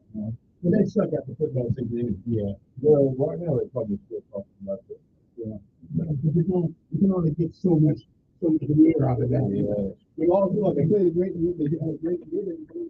I mean, the man got 7 national championships. So hey, you can't get them all. You can't get them all. It's surprised with how lusty they get. Yeah. Well, it's kind of like with Colorado. Colorado, we got there, everybody was motivated, and then they got to lead their own quest, and then they forgot to have to play the game, not just talk about it. You'll get players there, they'll be an improved team that year, they were this year or last. Oh, how great a coach he is. Yeah, it's just nice to see a man who expects a player to become a man. Not all this, I think I'm a guy. Right, that's right.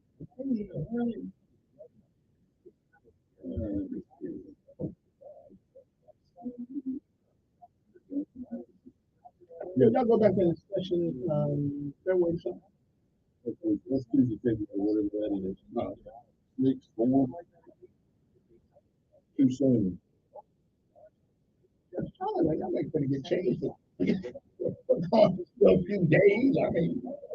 Well, you know, I chased Larry Dixon around. I went in 2015, making $38,000 a year for a part-time job. I saw him before he died. He was at the state house, in the hallway, and we didn't have a good relationship. But I was going to talk to him and tell him I was wrong, because I was wrong. Well, it's not the discussion part. Was it you just flip a switch and cut it off and that was it? Well, that's true. It's kind of like the city council people and stuff like that. You're available every day. Somebody's got a complaint. About something. But again, though, you know that when you get the job, and but I remember Uncle Joey Wallace here when we were young, and he was kind of commissioner here in Montgomery. He was a 80 to 80. He was elected in the 80 on county commission, back in 84, and then Hunt put him on as the chairman of party for parole in 86. Lynn Gowan came in, and after Lynn Gowan was leading, and then Doug Singleton. Anyway, I can remember people who called at 10 o'clock at night. I did my grandparents' house. He was still living there. Anyway, they called and said, "There's cows out there." I mean, there's a limb, there's a tree in the road. So I remember thinking, at that time, it was like $8,000 a year. And they met twice. And I thought, of course, I'm a kid, I'm 10, 11 years old, so I don't know what $8,000 really means. And I thought, boy, he's only going to work 2 days a week. Yeah, well, he's going to think, that ain't right. That's not right. Interesting state of Alabama. When I got here,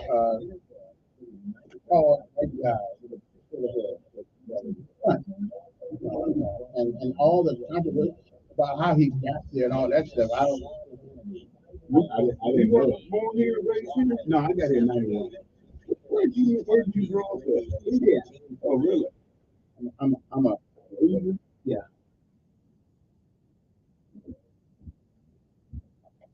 And we are back. Good morning, everybody. Well, our special guest has made it into the room, and it is Senator Will Barfoot, who has, I believe it's district number 20, senatorial district number 25. Is that right?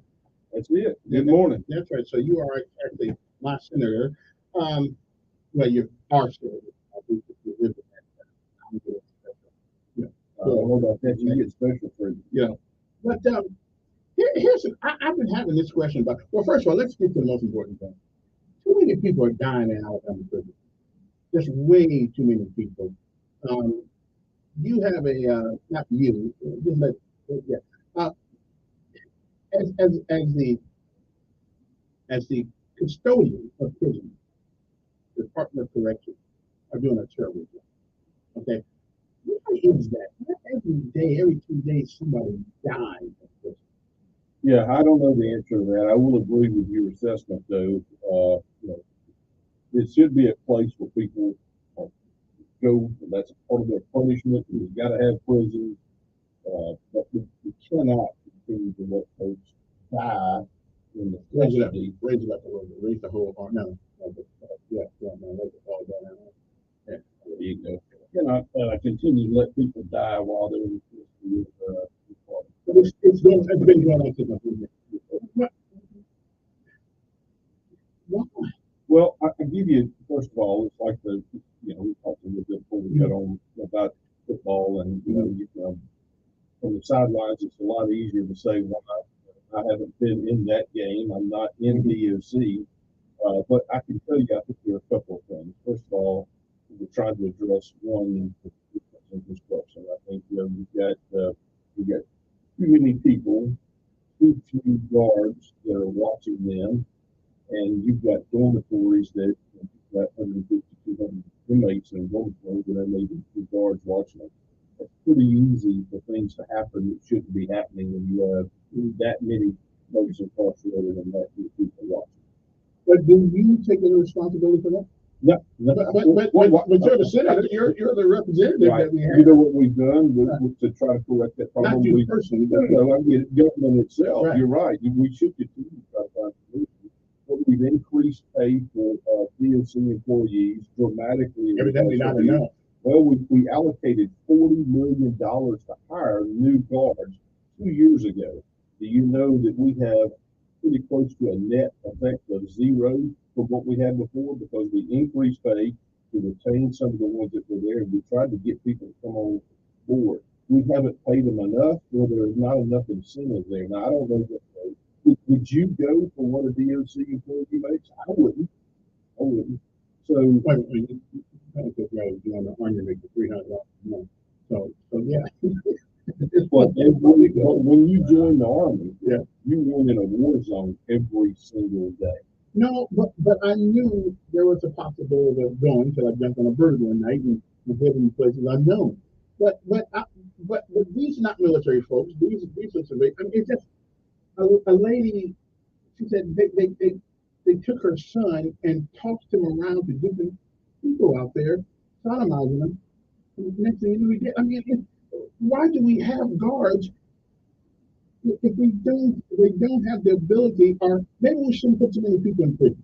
Well, I don't know about that. The only people that are there now are, by and large, extremely violent offenders. As you remember, over the past decade or more, there has been a dramatic decrease in the number of individuals who are there for any type of property or drug crimes. People talk about, well, we shouldn't be locking people up for marijuana, but I've practiced law for 20 some odd years. I don't think I've ever seen anybody go to DOC custody because of marijuana, ever. Well, we did have a guy a couple of years ago that had been in jail for 40 years. What's his name? Carmichael? Which I thought that was crazy. I mean, I don't remember that case. I don't. You're talking about Carmichael or Montgomery, right? But that's something more than possession too. Yeah, but it's still just the same weeds. Well, I'm not sure. I don't know the facts of that. Yeah. But I can tell you 40 that's not years a possession case. Maybe not, but it's herbs. It's a God grows it. You know how long you get on the? You know how long you get on 40 years? You're probably up for parole in 10. Still a long time, isn't it? Oh, it's a long time. Don't get me wrong, but I can assure you that without knowing the facts of that case, I can assure you there was more than just and it may have been a certain quantity of marijuana. Marijuana is grown by God, and that was in federal court. Right, that was in federal court. It's grown by God. It's just like onions. It's just like everything else. People in jail for that. Why are we putting people in jail for marijuana?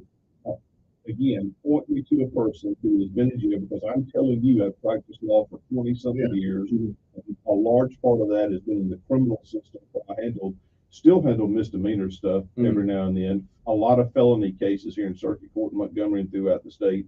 And never in my life have I seen represented or seen anybody else that's gone to DOC custody. Again, we're not talking about the feds, because I don't handle federal criminal work. My law partner does. But that has ever gone in DOC custody for possession of marijuana. Never. Let me ask you a question.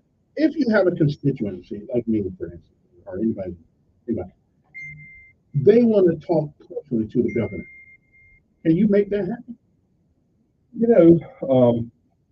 You can certainly try. I mean, you know. And that's the part we don't understand. You're a senator, and you got to try.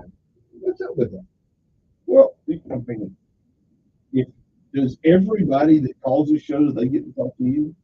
I mean, you realize there are 5 million people in the state of Alabama. Right. Can I call the governor on the phone right now and say, hey, talk to Kevin right now? It just doesn't work that way. But it ought to work that way. Well, where in the world do you find the time to get everything done if you're fielding calls? They find the time to do everything else they do when they stick it to us. Well, I would just say to you, that's unrealistic. Well, it's a group of people, but I've been on there 33 years. I've known people have been trying to get down there for 2 years.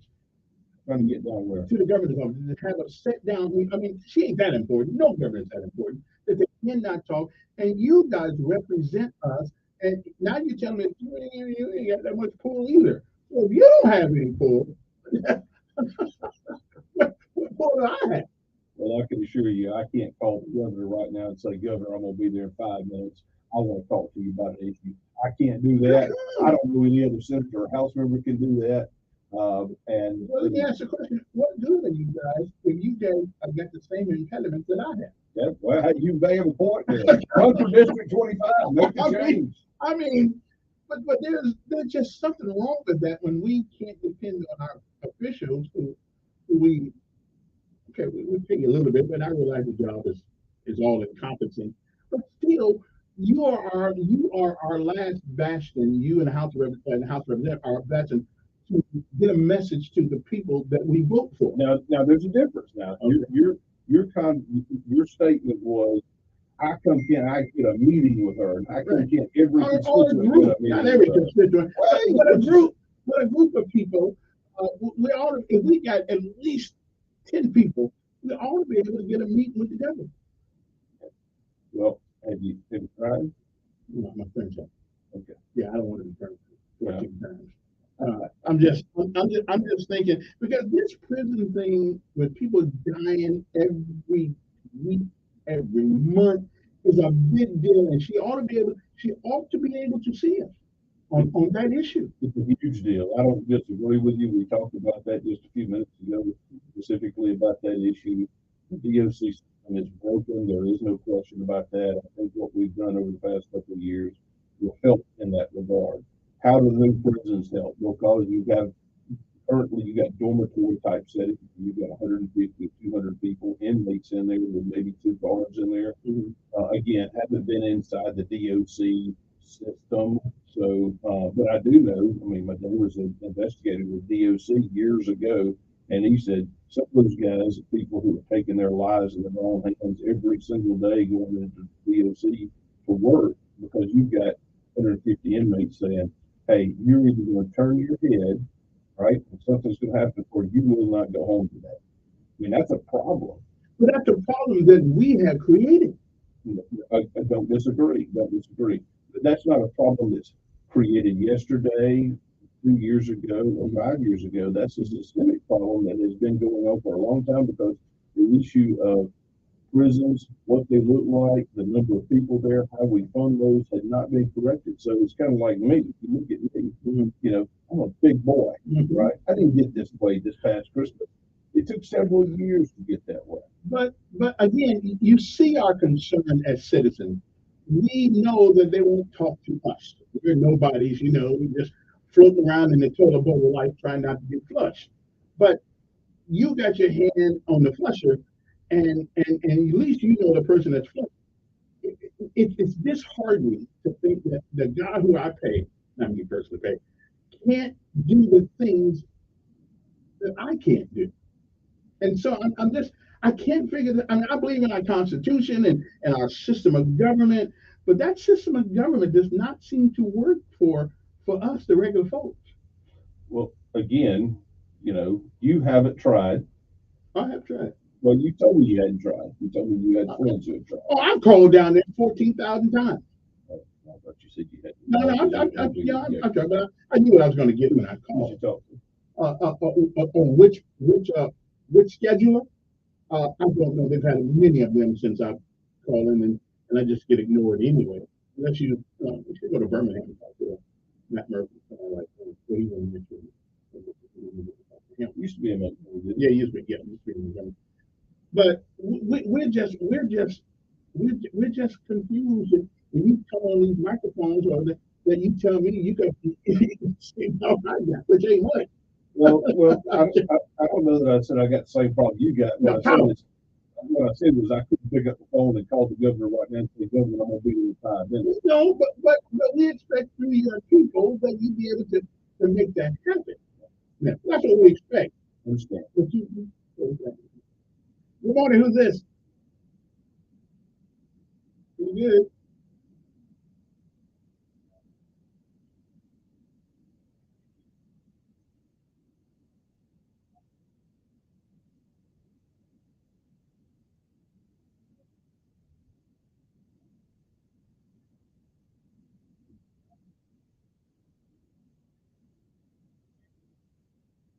I agree with that 100%. I used to have an attorney that worked with us. That the husband was at DOC. He was a guard for about a correctional officer with about a year and left and went and joined the Army, knowing that he was going to Iraq.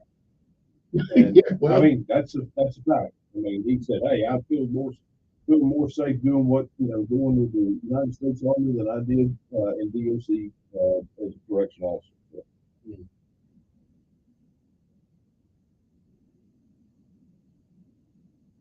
So, appreciate it. Good morning, who's this? good morning. Kevin? No.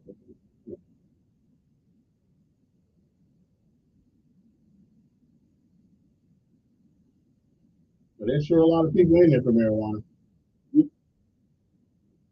There are lots of people in jail for marijuana.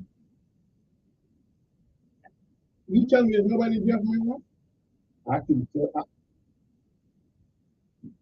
What I said was in 20 so years of practice from doing criminal work that I've never represented anybody who is in DOC custody for marijuana usage or possession, and I do not know of another lawyer who has represented anybody who's in DOC custody. I can by the end of the day I can tell you somebody in jail prison.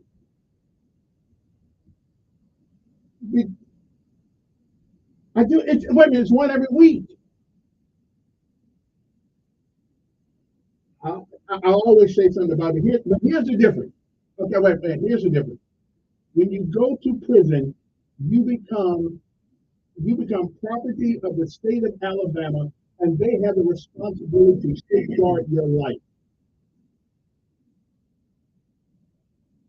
Again, that's their problem and not mine. Okay.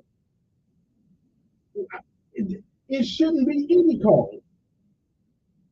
I don't know. I haven't been to prison lately. Well, hell, I've been committing suicide too under that kind of arrangement. But well, only by the grace of God. Yes, sir.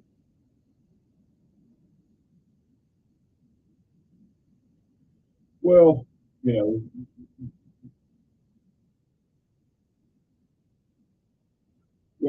I'll say this. The Whitewater project was started at the local level. I think it was started.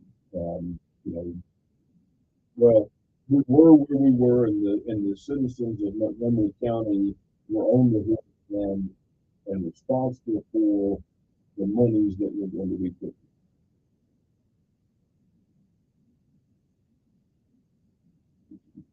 All right, appreciate it. It's already here. Good morning. Yes.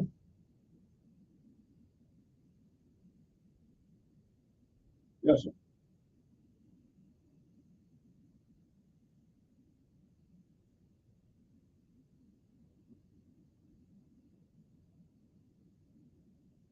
Hello.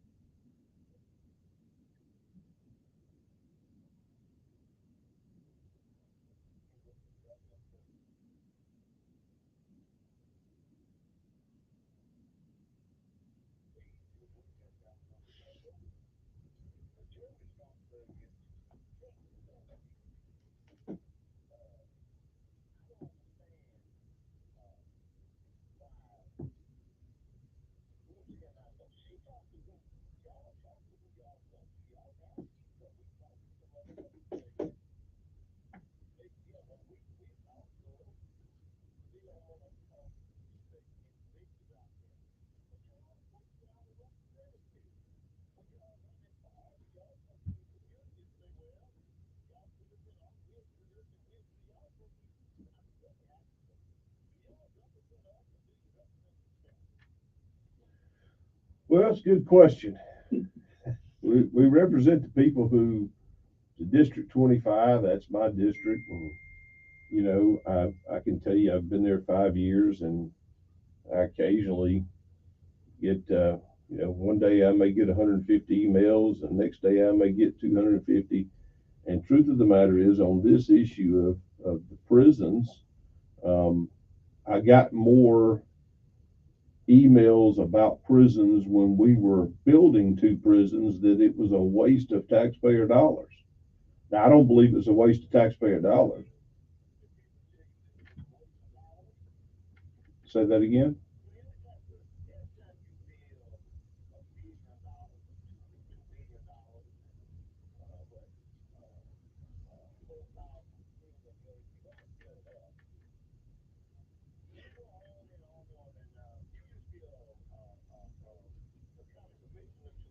No, that was Michael. That was a long time ago. I was just a wee lad then, just a young boy.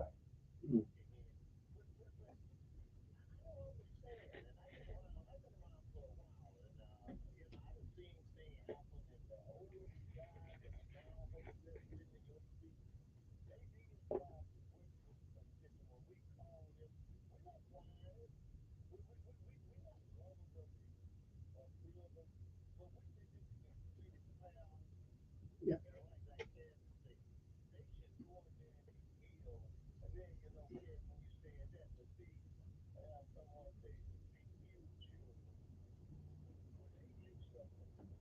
Right. Yep. Okay. All right. Listen, I got to take another caller because I got something that just came up. When Mayor Reed took office, one of the few Democrats I ever voted for, he tried to employ an occupational tax. You guys came back immediately and said, "Oh, no, no, no, no, no, no."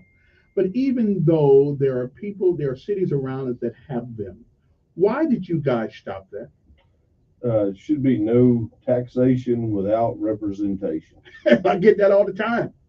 They don't ask me. Listen, they don't ask me anything about what they do with the money. And you don't like it, do you?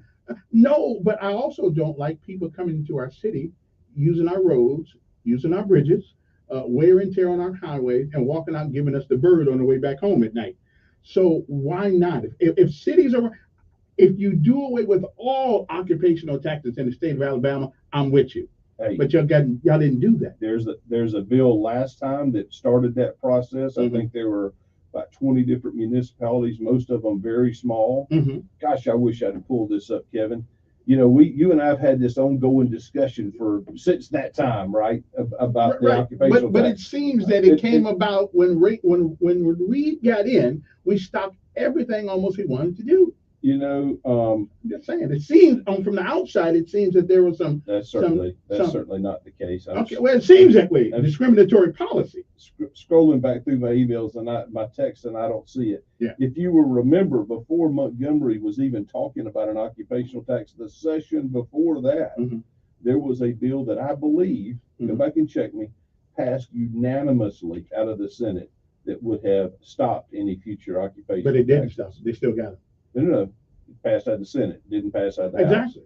So to say that, at least in the Senate side of the equation, that had anything to do that because it was Mayor Reed was the mayor at the time, is just totally inaccurate. I don't know about Reed, but there's a philosophical difference between conservatives, Democrats, and Republicans, however you want to look at it. There's a philosophical difference, and I understand that difference. I lean more toward the right than the left. Sure. But there are some things that are good for us that, and you guys, like home rule. I don't know why we got to kiss the ring of the Senate and the House of Representatives to get anything done in this city. Constitution of 1901 sets up that the state itself is in control. Matter of fact, you realize that the municipalities throughout the state, 230 something of them, I think, maybe I'm a little off on my number, are only there by the creation of the But you got to give them some autonomy to do the things they know to do, because they got boots on the ground every day here. They know what's going on, and we didn't. So it is my understanding there are still cities in Alabama that have occupational tax. That is true. Auburn, Tuskegee, I believe. So if I don't know about Tuskegee. But if we're going to let one, then we ought to let all. Well, what we did in that legislation that was Senator Jones, who has several, that he brought that bill. At least he carried it in the Senate. It might have been, I'm not sure who it was in the House, but he is from up in Etowah County, and he has a county that has like his district has 6 or 7 different municipalities that have occupational taxes. I mean, some of them may only have 2,000-3,000 people that live in them. I don't know. But he had that bill that would have done away with all the occupational taxes. You think that's good? I mean, how does a local municipality raise money that it needs then without kissing your ring? I mean, how do we get the money? There's all kinds of different ways. I mean, Well, municipalities already raise sales tax out of control in some areas, quite honestly. But not Montgomery. We're at the top of the scale. Well, we're still broke. Almost. Well, that one doesn't necessarily equal the other. So you raise more taxes so you won't be broke. I would argue that raising taxes a lot of times may be the reason that you are broke. Look at California. Look at New York. You know, the taxes are through the roof. And do you know who has the largest exit population? California, New York. Yeah, why? Sure, because they are fleeing those overtaxation problems. Among other right. things. Well, they're trying to turn all the guys into girls. That don't help. That don't help either. Anyway, let's take a break. I guess Senator Will Barfoot, you can give us a call. Well, let me take one call down. Take a break. Let's see who's been waiting the longest here. Good morning on air. Pretty good.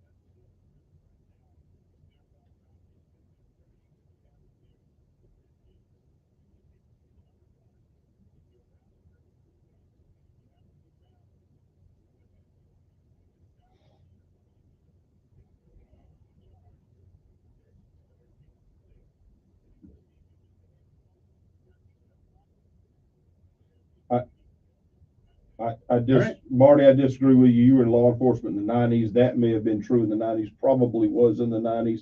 I will tell you again, I've been practicing law for 20 some odd years. I have never seen or represented an individual for possession of marijuana that's gone. Now, where I will tell you that you're probably more correct than I should have ferreted this out. First of all, you were talking about 2 strikes. I don't care if you got 5 strikes. If a guy's got possession of marijuana charged with POM 1 or POM 2, he's not going to DOC custody. That's not, if you are out on probation or parole, that you could get locked up in the county for being in possession or testing hot. They will dink you or dunk you for 90 days. I've done a dink or a dunk, which is some laws that was created while I was there. So that's not a DOC custody. That's at the county level. We'll be back right with it. The big question is the mayor of Prattville makes a hell of a lot more money than the mayor of Montgomery. Why did you guys not allow our city council and mayor to get this?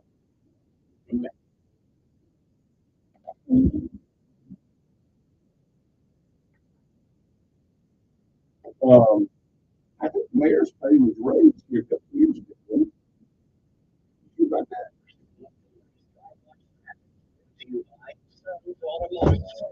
And it is interesting. I think no mayor should make less than $150,000. I don't have a problem with the mayor having a pay raise. Yeah, but it was stopped in the last session of them getting it and the city council. I don't know that's true. They didn't get it.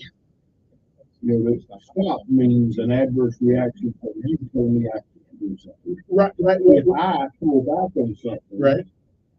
But y'all, you have to was go also through local election legislation. Yeah. Well, you gotta eat. Hey, you want a cup of water? Yeah, that'd be great.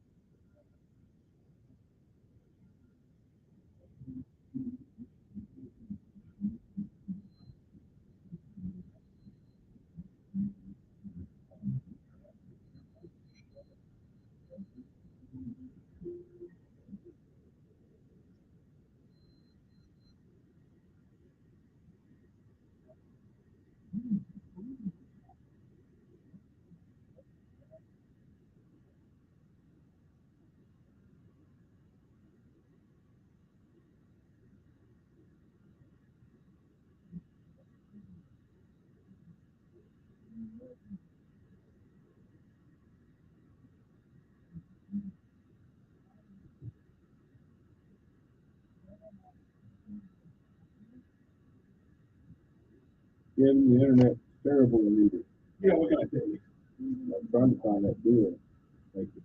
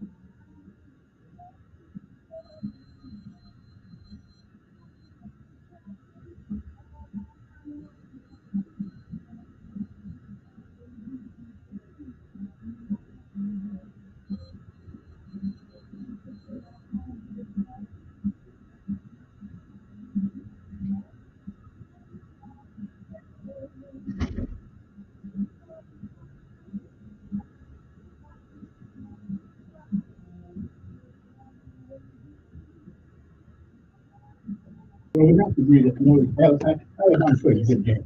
They pretty much should. Listening over. No, I don't think they played a good game. I mean, it was a close game. It was an interesting game.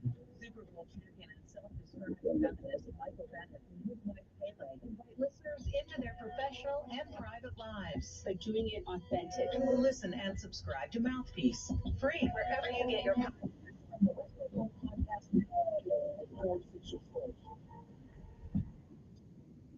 Here are 5 important reasons why you're thinking about sports. High school sports can leave a life. You got an iPad. I love it. Two. Teens who play a high school I sport can do it. better grade point. Fast on here, so the stupid little phone. Hey, who's this? Kelly.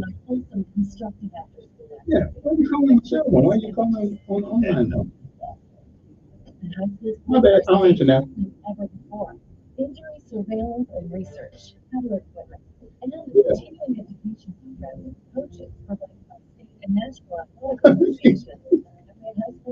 They're going to be confused on bad language. I don't think he needs to win. The Alabama High School Athletic Director and coaches. Anyway. Get really Okay. It's the Dan Martino Show. Weekdays from Who 11 does to that? 2. Think he used to be a woman. Yeah, right. Hey, listen, whatever folks can vote. Anyway, we are back. Our guest, we are lucky to have him because he's a busy man, he's attorney at law and stuff like that. Our good friend Jerry Blevins was on the ballot for a minute to become running for the Chief Justice. But not to do. Now, what were we talking about before I go back to the trial here? Occupational tax in 2019, there was a bill that passed 28-0 that would have prohibited occupational taxes. That was before the discussion we had when it actually passed in 2020. It had the Senate 28-0, and that was before there were a couple of president votes. There were no negative votes, no votes against it. 28-0, including Republicans and Democrats in 2019, that would have prohibited occupational taxes through the state of Alabama. It was before Montgomery even brought that issue up. But we still have them. still have it. And again, we had this conversation, Senator Jones from up in North Alabama, and I told him I would wholeheartedly support it. There's several in his district that he is trying to eliminate. If I'm not mistaken, he actually, we passed at the Senate, I don't remember if it passed at the House or not, that would have reduced over a period of time instead of just cutting them off, it would have reduced it over a period of time to where they might have. So you would support the mayor and the city council not Montgomery having a pay rate? I think that because of what that number to is. To be equivalent at least to the, it ought to be universal in the state what you make unless you only got 500 people in the city. Well, I don't know that I necessarily agree with that, but the mayor of Montgomery ought to be one of the highest paid mayors in the state of Alabama. It's a huge job. It's he's the CEO, but that's regardless of who it is. Right. Kevin Elkins, the mayor. Yeah. Kevin Elkins. I'm already the mayor. There you go. That's a big salary. Good morning. Who's this? Hey, Steve.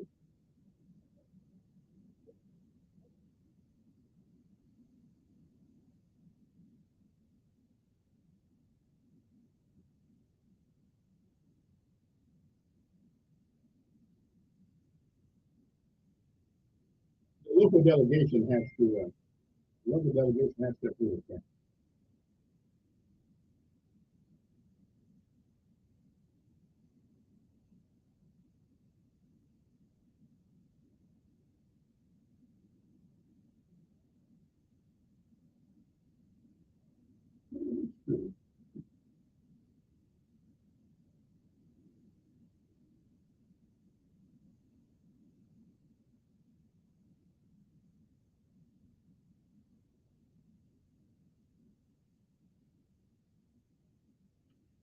Because they wanted to control it.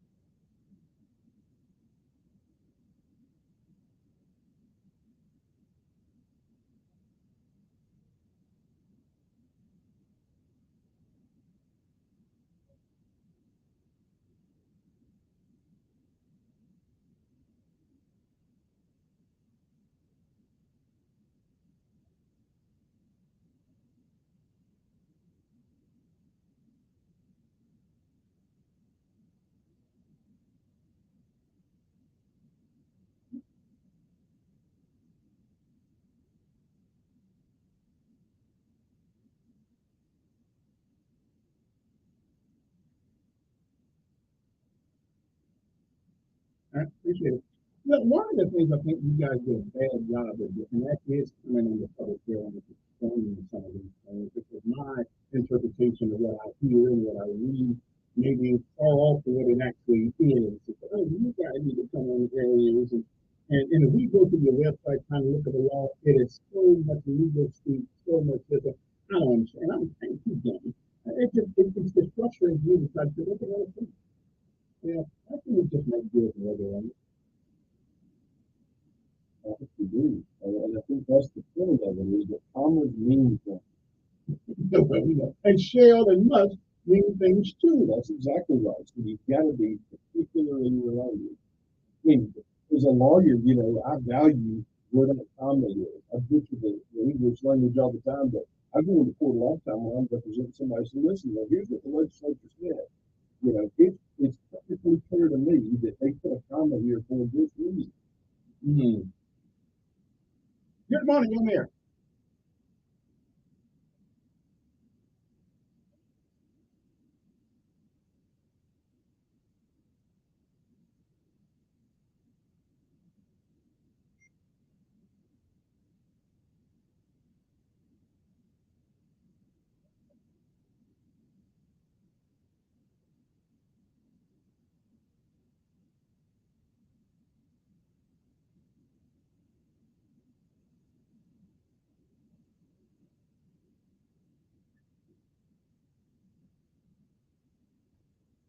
I don't know that that's something that the legislature would, take up. I mean, certainly the private, if it's a business has the right to control what happens or doesn't happen on their property.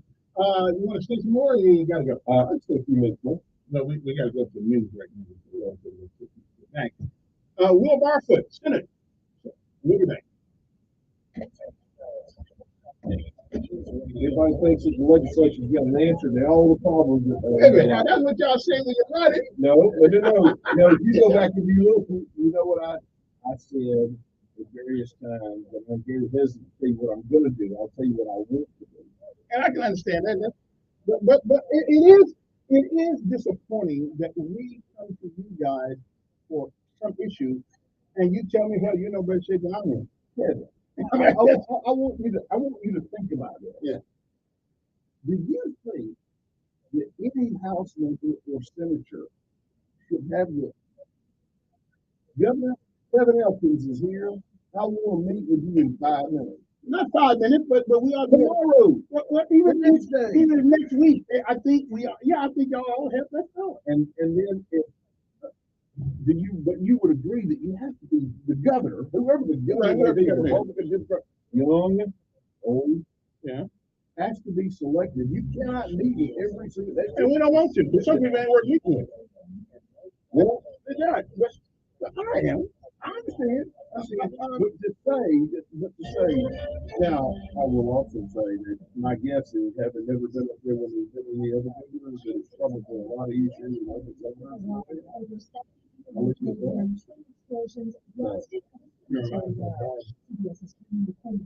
But again, I do think that if you can't do it, then that just tells us, man, we got the government and the legislature, their whatever they call it, reach the public. We got that, and it's a waste of time to call. They never waste of time to call, but it's not. Do you know? I mean, I want you to think about it. We all went through our own prisons and like the glasses that we look through. That issue is an important issue. I agree with you, right?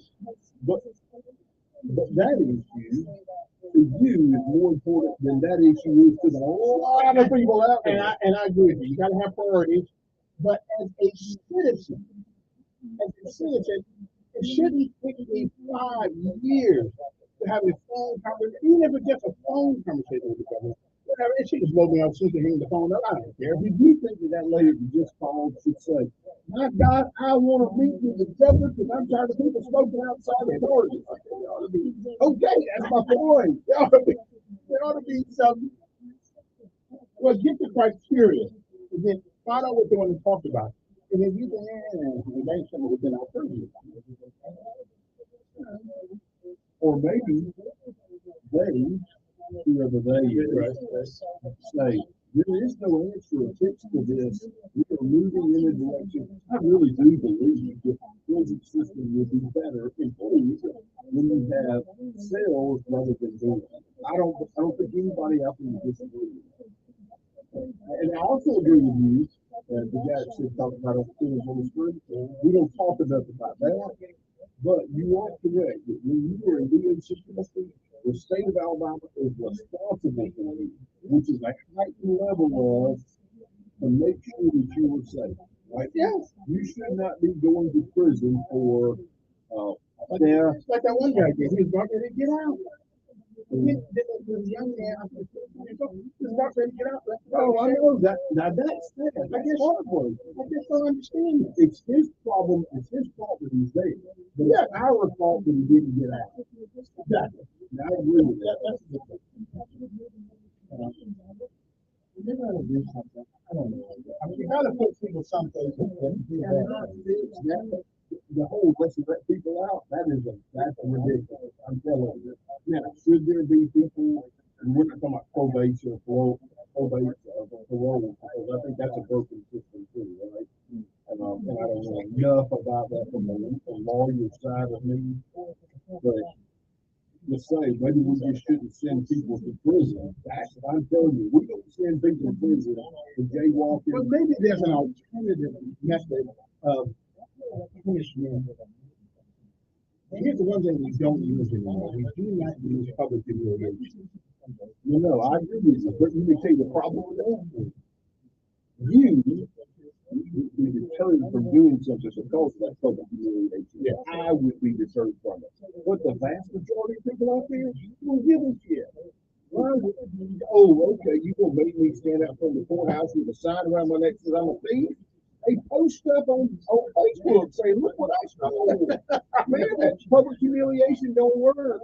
It's just like I passed that bill. I had the bill, and Senator Coleman had worked in the House when she was down there about suspension of licenses, right?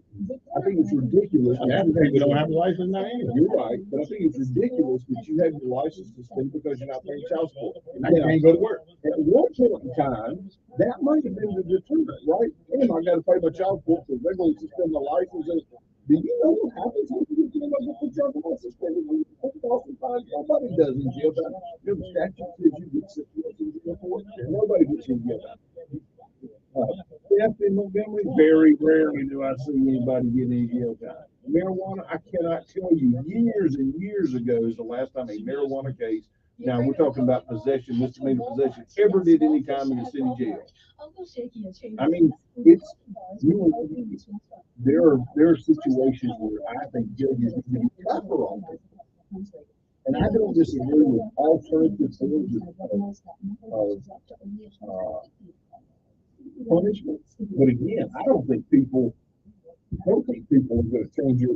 If you say, "Hey, you're a thief," and I'm going to make you stand up from the courthouse with a sign around you. I don't think that's going to deter anybody. I'm sorry. Or very few people. Well, I don't know. That was not good. You get some of those. Hello, how you doing? Yeah. I like to screw with them sometimes if I got enough time. Hello. Yeah. Hello. Let me tell you a quick story. So I did this is several years ago, some travel agency. And so I'm tired of getting these. So I say, hey, can we get the countries don't have extradition in the United States? And they're like, sir, I'm sorry. I said, you can go there and the U.S. can't bring you back. And they're like, you could hear people in the background, right? And so this lady says, hold on one second. And then it kind of got quiet. And you could tell there were people laughing and listening to the conversation. And I'm like, and so I go down this whole path. I said, I need to get out of here by this date because I'm supposed to be in court. I've got this other case. I mean, they were like, sir, I don't know that we can help you. I said, no, wait. I said, this is a setup call. You from the probation office. I was just kidding. I didn't really mean any of that. Are you working with Judge so-and-so? I mean, they were howling on that. I wasted 15 minutes of my life down there.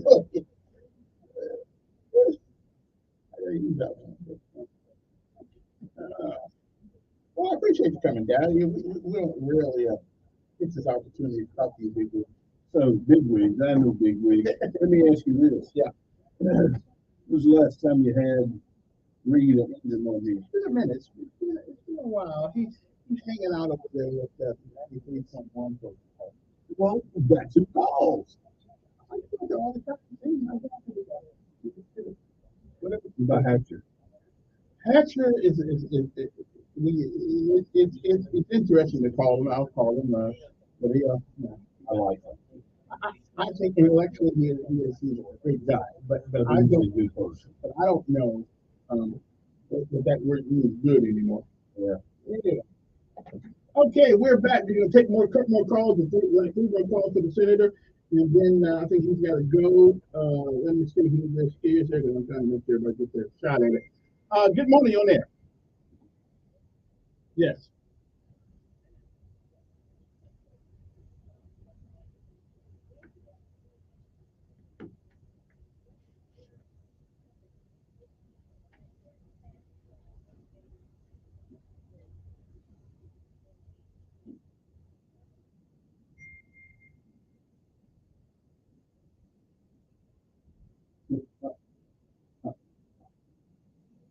Let me answer all three of those as best I can. So, no, I'm not up for election in 2024. What was the second question? What my district? What is it? It's Crenshaw, all of Crenshaw County, about 3/4 of Montgomery County geographically, and about 3/4 of Elmore County. And Kevin and I were just, because this is on the top of my mind, Kevin and I were just talking about this. We passed some legislation last year that would have, if you're driving with a suspended license, if you don't show up for court, the court can suspend your license. And I think in certain cases that's ridiculous. We actually did away with that. If you're on a payment plan and you miss a $25 payment plan, the court could have suspended your license, and we modified that, did away with some of that. So licenses will continue to be suspended for financial reasons.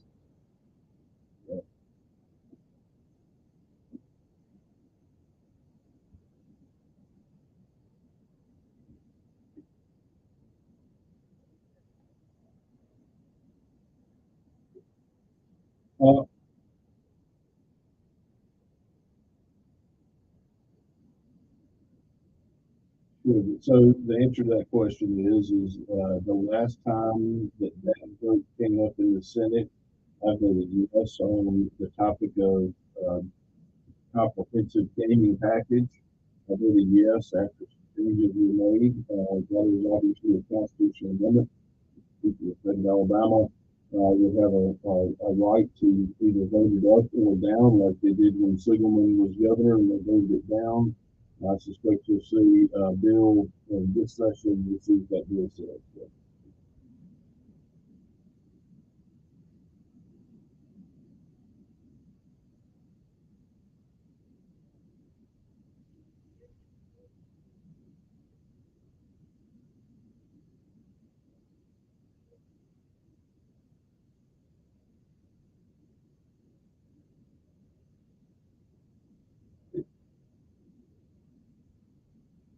Well, every session that we're in, there are constitutional amendments which effectively change the Constitution. Every time we're there, it gives the people the right to vote on those changes.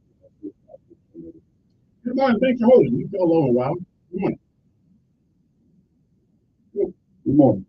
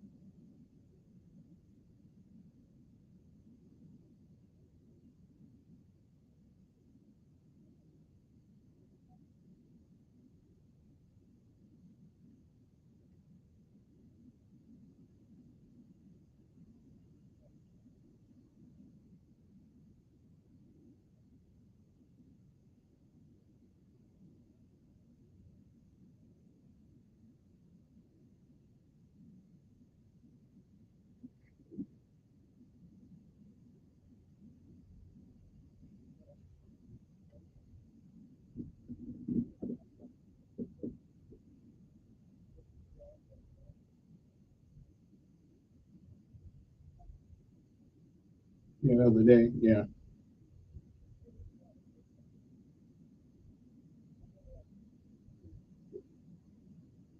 Yeah, that's a reasonable question that to ask all of our representatives. Yeah, and again, the last time that issue came up in the Senate, I voted yes to give the people of the state of Alabama the right. What's that?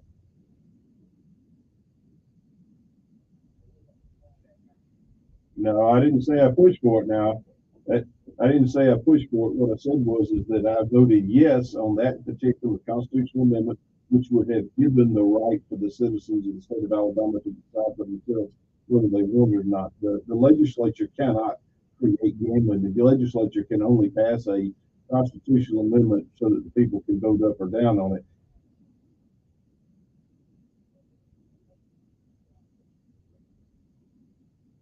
Well, I would say to you that the last that's not the case. I would say since I've been down there, that's not right. The bills that have passed out of the Senate and gone to the House have been carried by Republicans. Constitutional amendments for any type of gaming have been carried and sponsored by Republicans.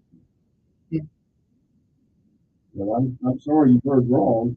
Senator Albritton had a bill. I think my first year in session, it was a lottery-only bill. I believe that got out of the Senate. He was a Republican currently running for Congressional District 2.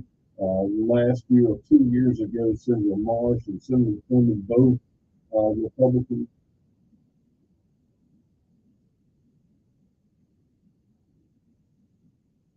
Well, I'm not sure that they're illegal. The Federal Indian Gaming Regulation, IGRA, yeah, I don't. I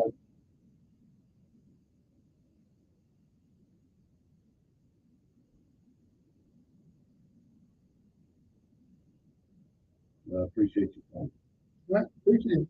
Although the law does say that Indians can only engage in that kind of gaming that is legal in Alabama. That's true. So I'm going to assume, since the Indians are running their game, that it must be legal in Alabama.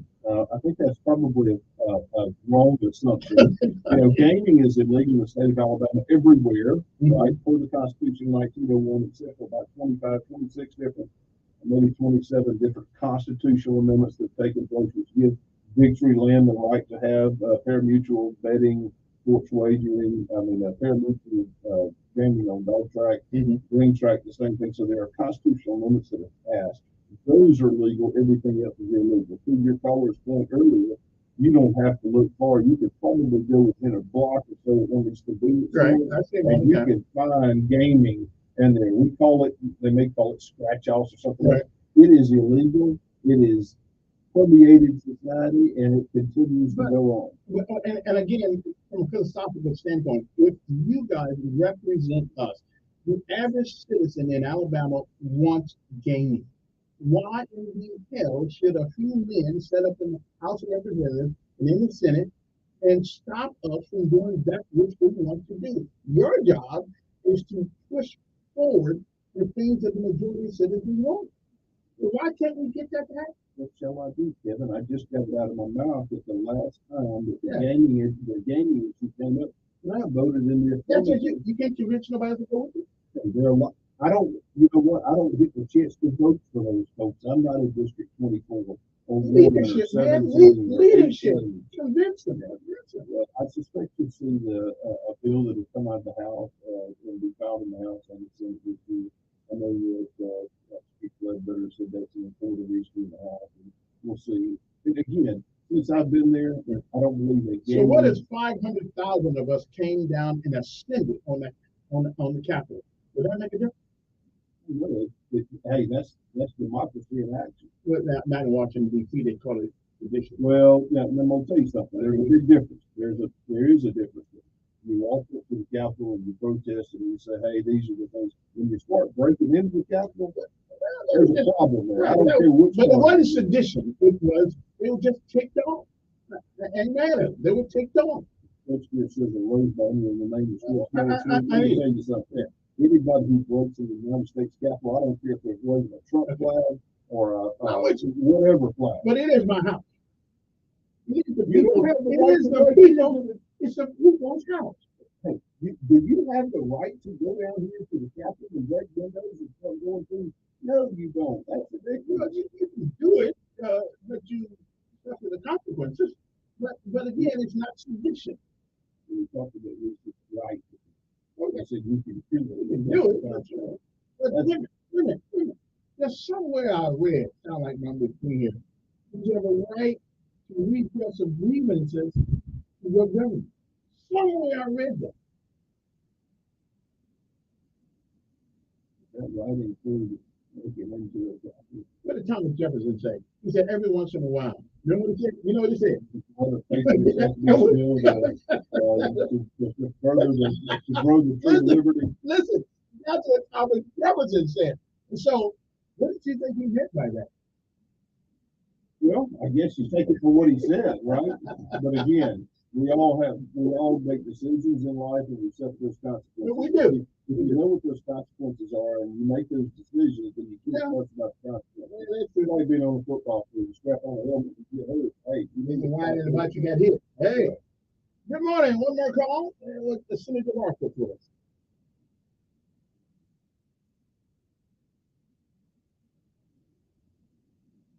Okay, if you already dumped them already, you get that away. We're gonna handle you one today. Good morning. Good morning. Go.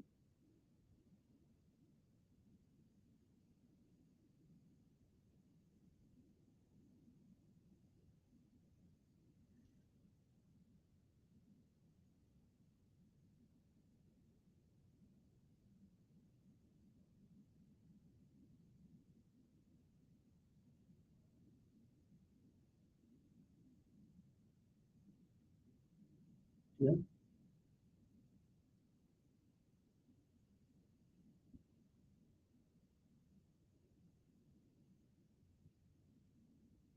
Nope.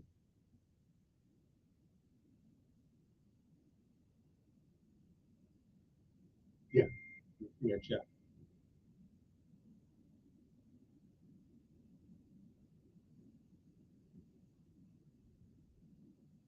Yeah.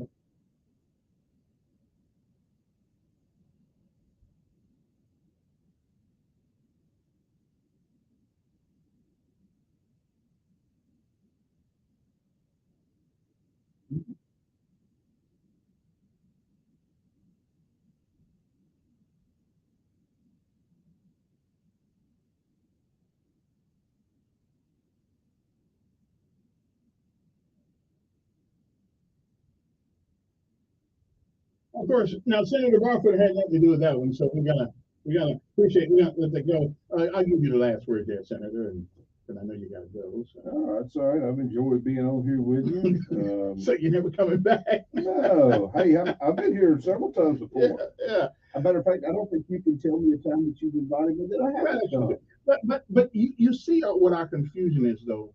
We, you guys as our representatives, and then every time somebody comes on, not just you, well, I really can't do nothing about that. We're frustrated at that because for $50,000 a year, we don't want to hear what you cannot do. You know, we want you to use whatever power you have to make it happen, or at least have the conversation on it.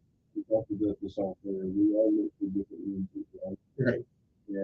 And sometimes the things that are most important to you are the most important to me, or the most important to the government. But I can't speak for all elected officials. The guy up in North Alabama who's elected doesn't see the same issues that we have here.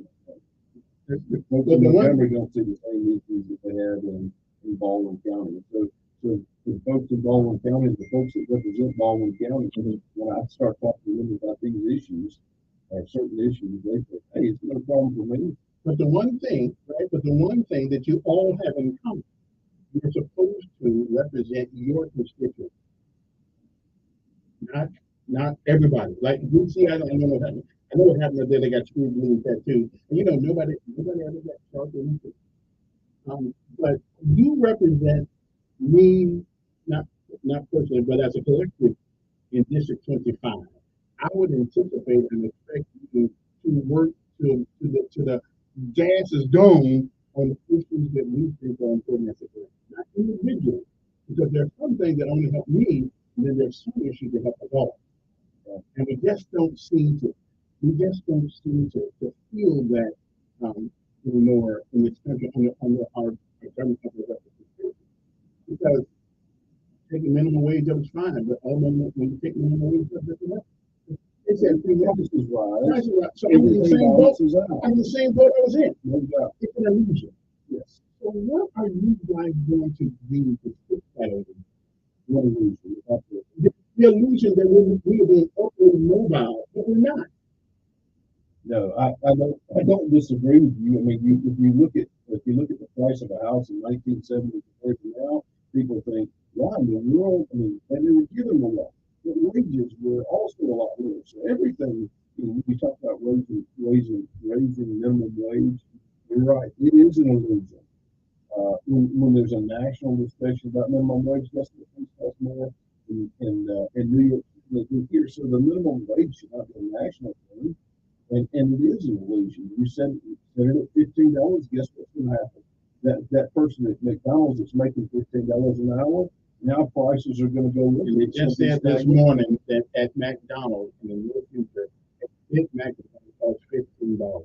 I will never pay $15 for a Big Mac. The meat got smaller, the bun is smaller, and the pickles ain't anymore. I remember years ago, people, when I was just a kid, they said, cigarettes hit $1 a pack. I'm gonna stop smoking. Yeah, right. Yeah. Let me take one more call for you. Good morning on there. Good morning. Good morning.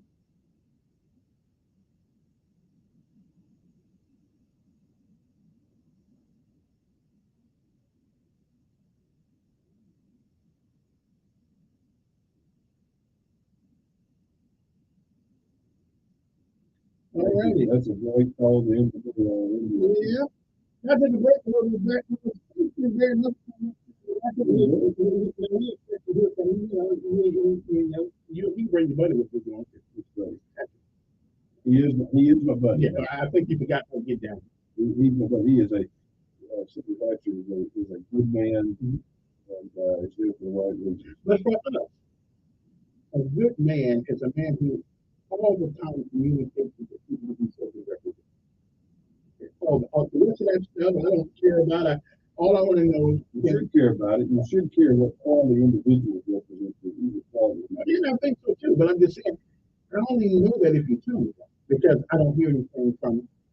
When it's hard to reach out to you, and I understand. Maybe you got committee meeting and blah blah blah blah blah. But sometimes you can wait. You can call on the phone and tell us what to do. You don't have to come down here all the time, but it's radio. Everybody sees it. The face that radio loves. So, anyway, thank you for coming this morning. Hey, thank you. Okay, and we got to take a break, folks, and we'll be back. The Will Barfoot, I guess you got a website or something, or they can go to your. Go to the State House, and I should know it. I don't even know you go to the Allison, it's ALISAN, Alabama, and you can connect to me through my. We'll be back.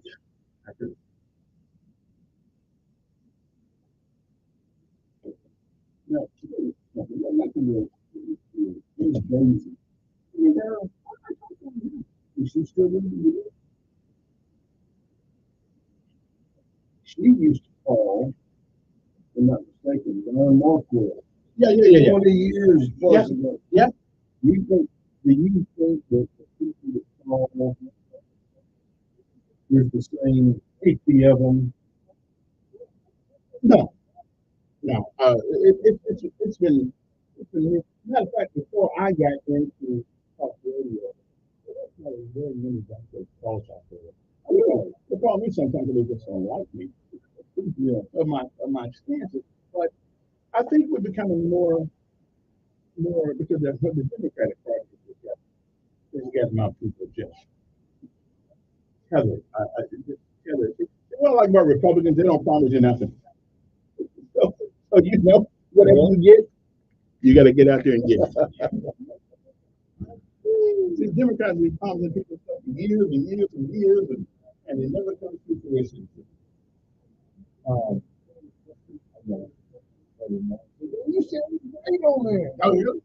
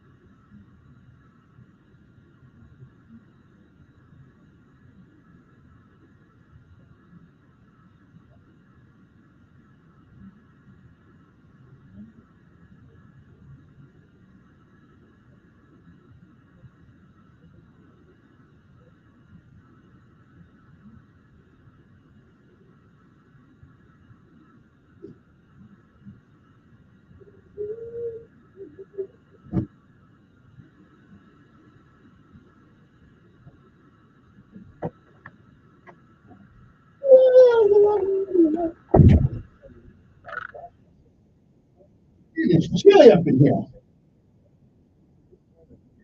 Everyone is sick. Lavage helps by sucking out germs, bacteria, and viruses trapped in our noses that cause us to feel miserable. And come allergy season, it does the same with dust, fog, and other allergens. Unlike medication, it's not effective at all. Just second without blood. 50 years, don't need all year long. Ask about the Walmart.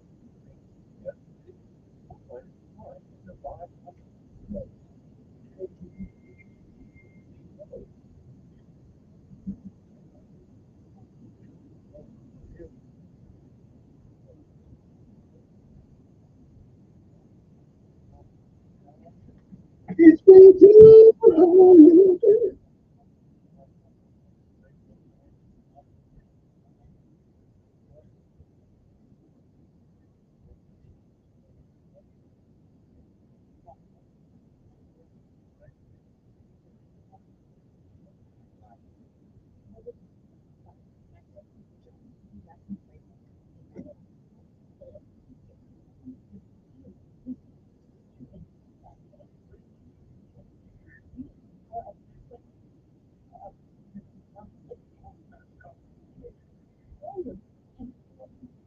I'm going to be hard on this.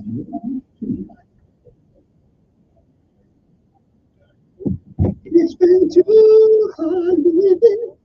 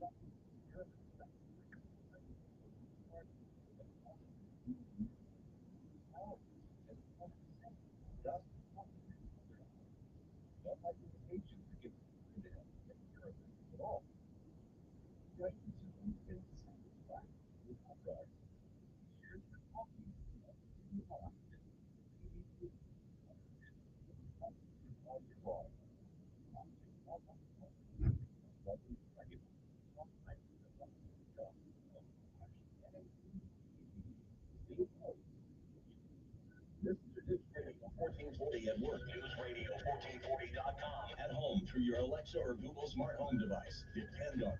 News Radio 1440.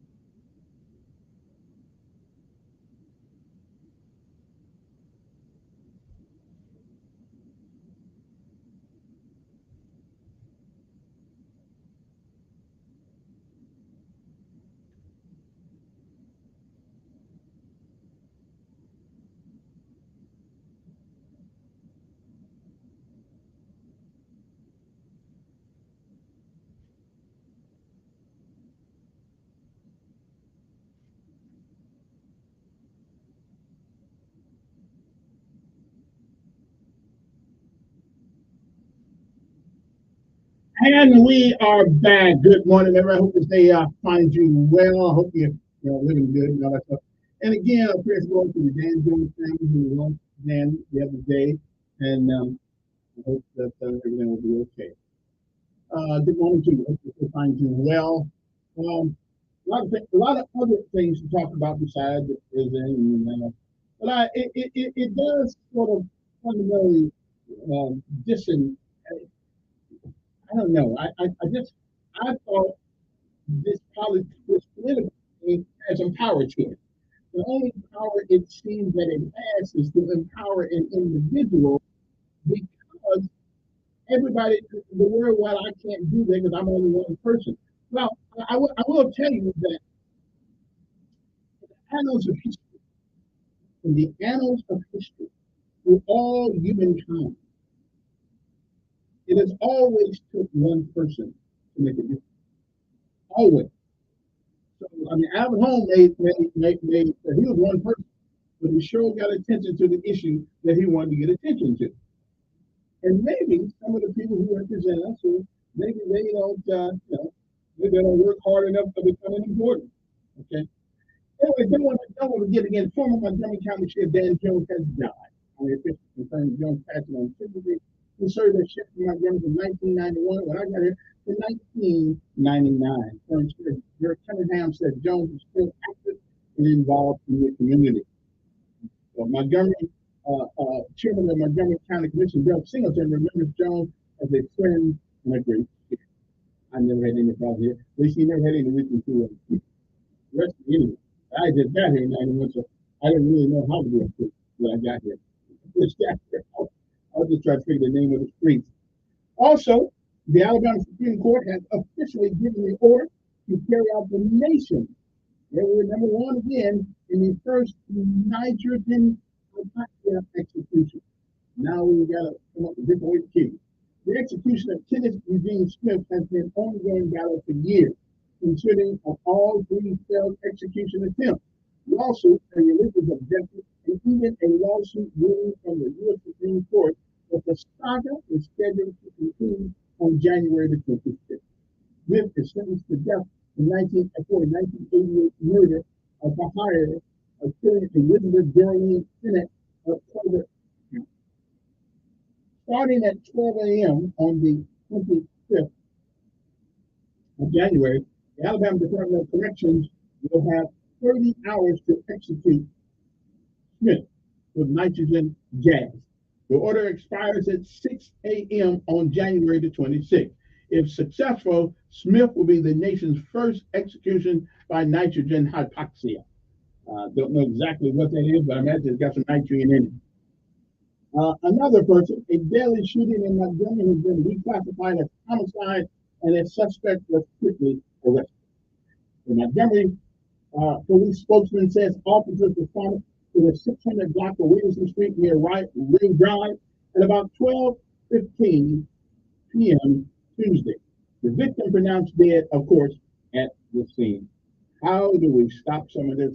How do we stop? And here's another. Now, this is from Alberta, Alabama. A man has been accused of setting a car fire, his girlfriend's car on fire. The problem was she was still in it. Investigators said the two got into a fight before the suspect lit the car on fire. The Mobile man is accused of setting his girlfriend's car on fire while she was still sitting inside. And according to the Sergeant John Branscombe of the Alberta Police Department, the incident happened on the morning of December the 28th. Branscombe said, it says the suspect, 43-year-old Lindsay, and his girlfriend were 25 years. Ladies, if you've been his girlfriend for 25 years, you might just let that go. Got into some kind of argument traveling down County Road 20. Be careful about going down county roads with guys. And guys, be careful about going down county roads with girls, especially if it's dark and no light. I'm just trying to say, you might want to stay away from that situation. If it's not daytime, certainly don't go. If it's daytime, make sure you got the protection with you. I've never known anything good to come out of going down a dirt road at night. Okay? Unless you live down there, then that's a whole different thing. And even then, it's kind of tough. A missing North Carolina teenager has been located after authorities say they found her concealed behind a trap door hidden underneath a rug in a Kentucky man's home. Now, again, let's not try to do that in Montgomery, Alabama, but I'm just saying a lot of young ladies have gone missing in Alabama, and especially in Montgomery. We might need to check and see if they got some trap doors in some of these houses. That's all I'm saying. 8:39 in the morning. Good morning. Who's this?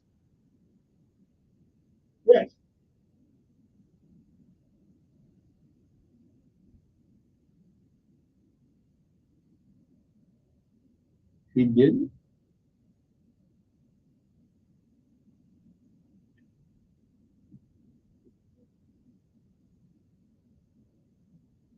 You can't get with your money what you want to do with it. But it had something to do with it. Had something to do with it. Had something to do with marijuana, though.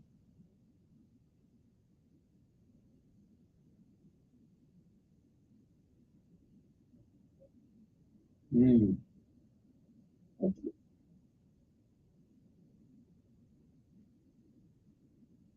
Yeah, yeah, that's true too. I try to keep my account below 10,000. That way, I won't raise the IR or the IRS or anybody like that. Well, that's it. Well, I mean, I had it like for 13 seconds one time. Yeah, and then it was gone. Yeah. All right, appreciate it. Yeah. Now, let's get into something that's against the law around here. But December the 31st, I'm not even lying. I heard at least 20,000 shots. Okay, a bunch of them. It got so bad that I felt like I was back in a combat zone. I mean, it was so many bullets and so many. I know the difference between an AK-47, M16, and a firecracker. I know the difference, and I cannot believe. So here's what I want, and telling people it's against the law is a waste of time. Okay? It's a waste of time, sheriff and the police chief and the mayor, to tell people it's against the law. They already know that. So I came up with a better plan, and the plan is give people $150 if they can tell you who's doing the shooting. Okay? We don't care about who's doing the shooting now. That they're not going to stop. But take your phone, take a picture of them, and get yourself $150 downtown. Just don't make sure the flash ain't on. Because the brother here you taking that picture, then he might want to take another picture of you. So I'm just saying. So let's give $150 on New Year's Day. When you can call down to the police department and say, I know who was doing all that shooting. $150. Now the only caveat here is that they got to be found guilty. So you can make yourself a whole bundle of money on New Year's Day, on New Year's Eve. Just write their names down on a piece of paper. Let's say $150. I got 5 of them. For 500 people, $150. That's 5, 6, 7. It was a lot of money. So, sheriff and the mayor, okay, give the people who turn them in $150. Again, I'm just saying that will change the paradigm of the shooting in everybody's yard. But those bullets, when they go up, they do come down. Okay, I'm just saying you might want to think about that. Okay, now my day was kind of bored yesterday until I found this. One. Representative Stefanik cheers the president of Harvard's resignation, and so do I. Gay's resignation. House Republican Conference Chairman Elsie Stefanik, who questioning a 3 Ivy League University president during the House Committee on Education and the Workforce hearing last month, put them in a hot seat over anti-Semitism in their schools. Tuesday celebrated the resignation of Harvard University president Claudine Gay. Yes, I'm glad. I'm glad she's gone. Now they're gonna pay her money though.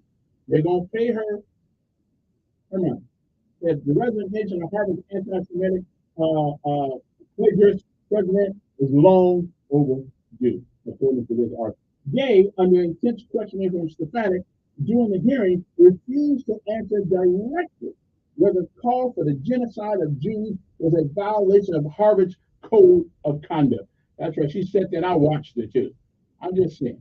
Yeah, we need to get rid of her. Absolutely. Okay. You talk about anybody like that. We got rid of the president of the Harvard. So we call it Harvard. They call it Harvard. Good morning on there. Yeah. Yeah. Absolutely. I hope that's what I want them to do.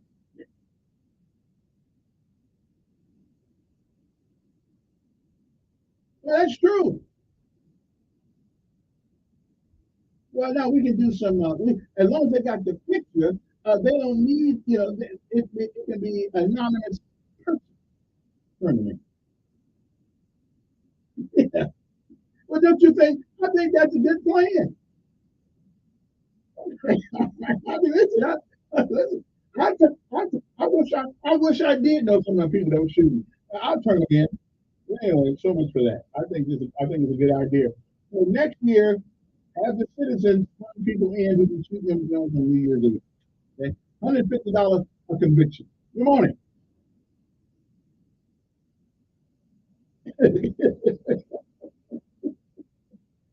I hear you, brother. All right then. I heard. I heard about at least 1,000 rounds go off. I said, wow, I got underneath the bed because I didn't know where else to go. I mean, I heard that with a weapon system on that. Man, that was, whew, it was tough out there that night. So I'd say turn the people in, okay, turn them in. Now, let's go to the Department of Defense. The Department of Defense says there's no evidence of disproportionate military extremism. Lord, whatever the hell his name is, there is no evidence that the U.S. military has disproportionate number of political radicals, according to a study commissioned by the Department of Defense National Review reported on Tuesday. The study, which was meant to assess the extent of extremism within the armed services, was carried out by teams of researchers from the Institute of Defense Analysis, otherwise known as the IDA, and found fewer than 100 substantiated cases per year of extremist activity by members of the military in the recent years. Okay, and they may be right about that, but here's the one right here that I don't quite get. So I guess men joining the military so they become women is not considered extremism. We're giving a free, we're giving away free. We're changing men. We're trying to change men's and women's sex, but in the military, yes, I would say that is extremism. If you want to change your sex, or at least try to, you can't do it. But at least you can try to. Wait till you get out of the military and do it. Then you're on your own, and you pay that bill. Okay, so coming in the military, your name is John, and getting out, and your name is Jane. I think that's what we would call extremism. Okay, I'm just saying. The military's job, their only job, is to defend this country against all enemies, foreign and domestic. Now, whether or not you happy with Mr. Happy down there, hey, I ain't gonna do that. Okay, but when you get out, you go to a doctor, go to the VA, wherever you want to go, and get rid of it. Okay, that's what you feel like doing. Amen. That's it. Come on, who's this? Yeah.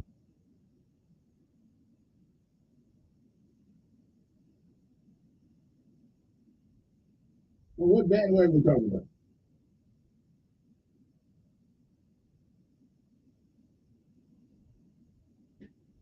No, I'm leading with common sense. Common sense, that's it. Yeah. Yeah.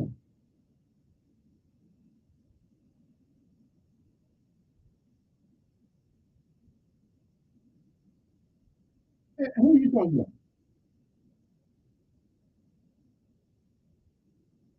Absolutely. Absolutely. I love it.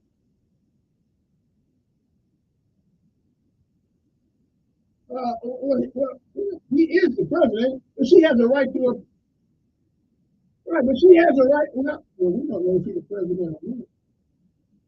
Yeah, you did. She got a right to her opinion. No, we didn't.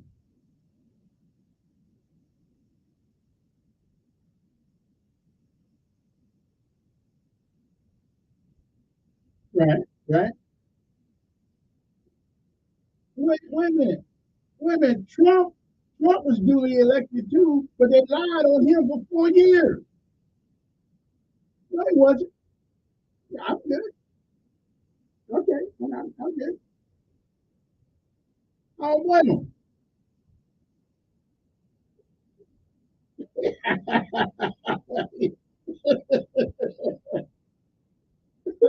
Yeah.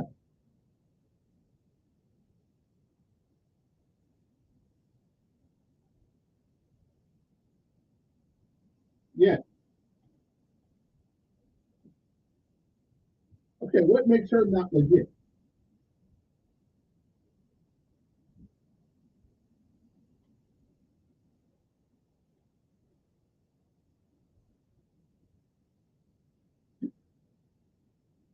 But listen, they got a right to their opinion.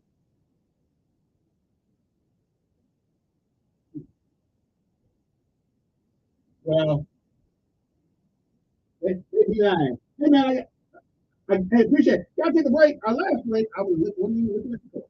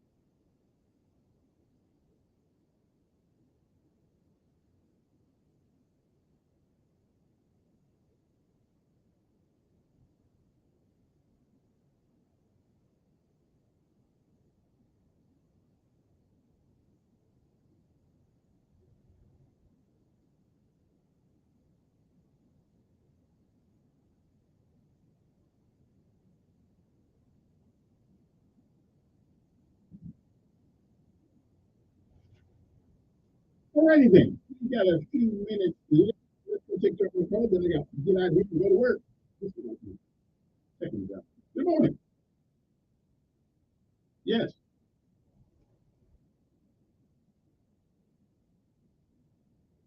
Yes.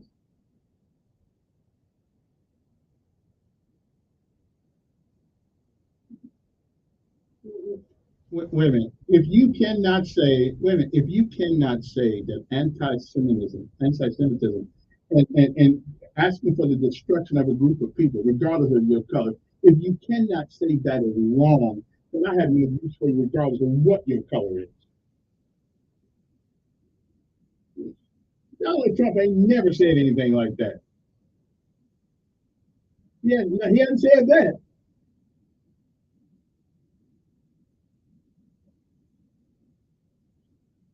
Yeah, okay. And y'all with this so with this whistleblower thing that is all in your head rather than being realistic. Yeah. Come on.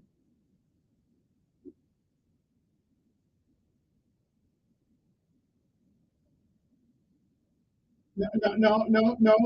The white guy is the one who put his shot in his set his girlfriend's car on fire. That was a white guy. I didn't say the other ones were black or white. But you don't.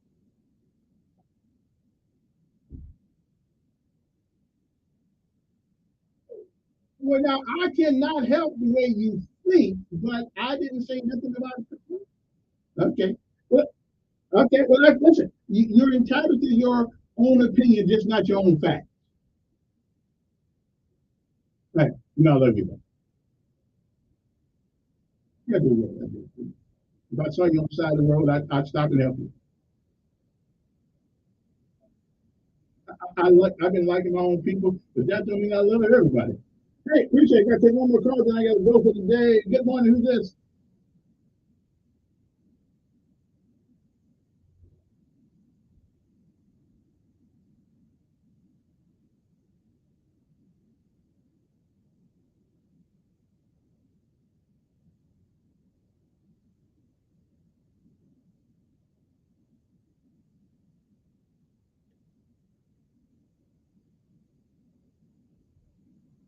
All right. And with that, we are going to call it a day. Very good. We'll be back hopefully tomorrow. Get what it says the same. Okay, then. Well, another successful day of broadcasting. My intellect is on display once more.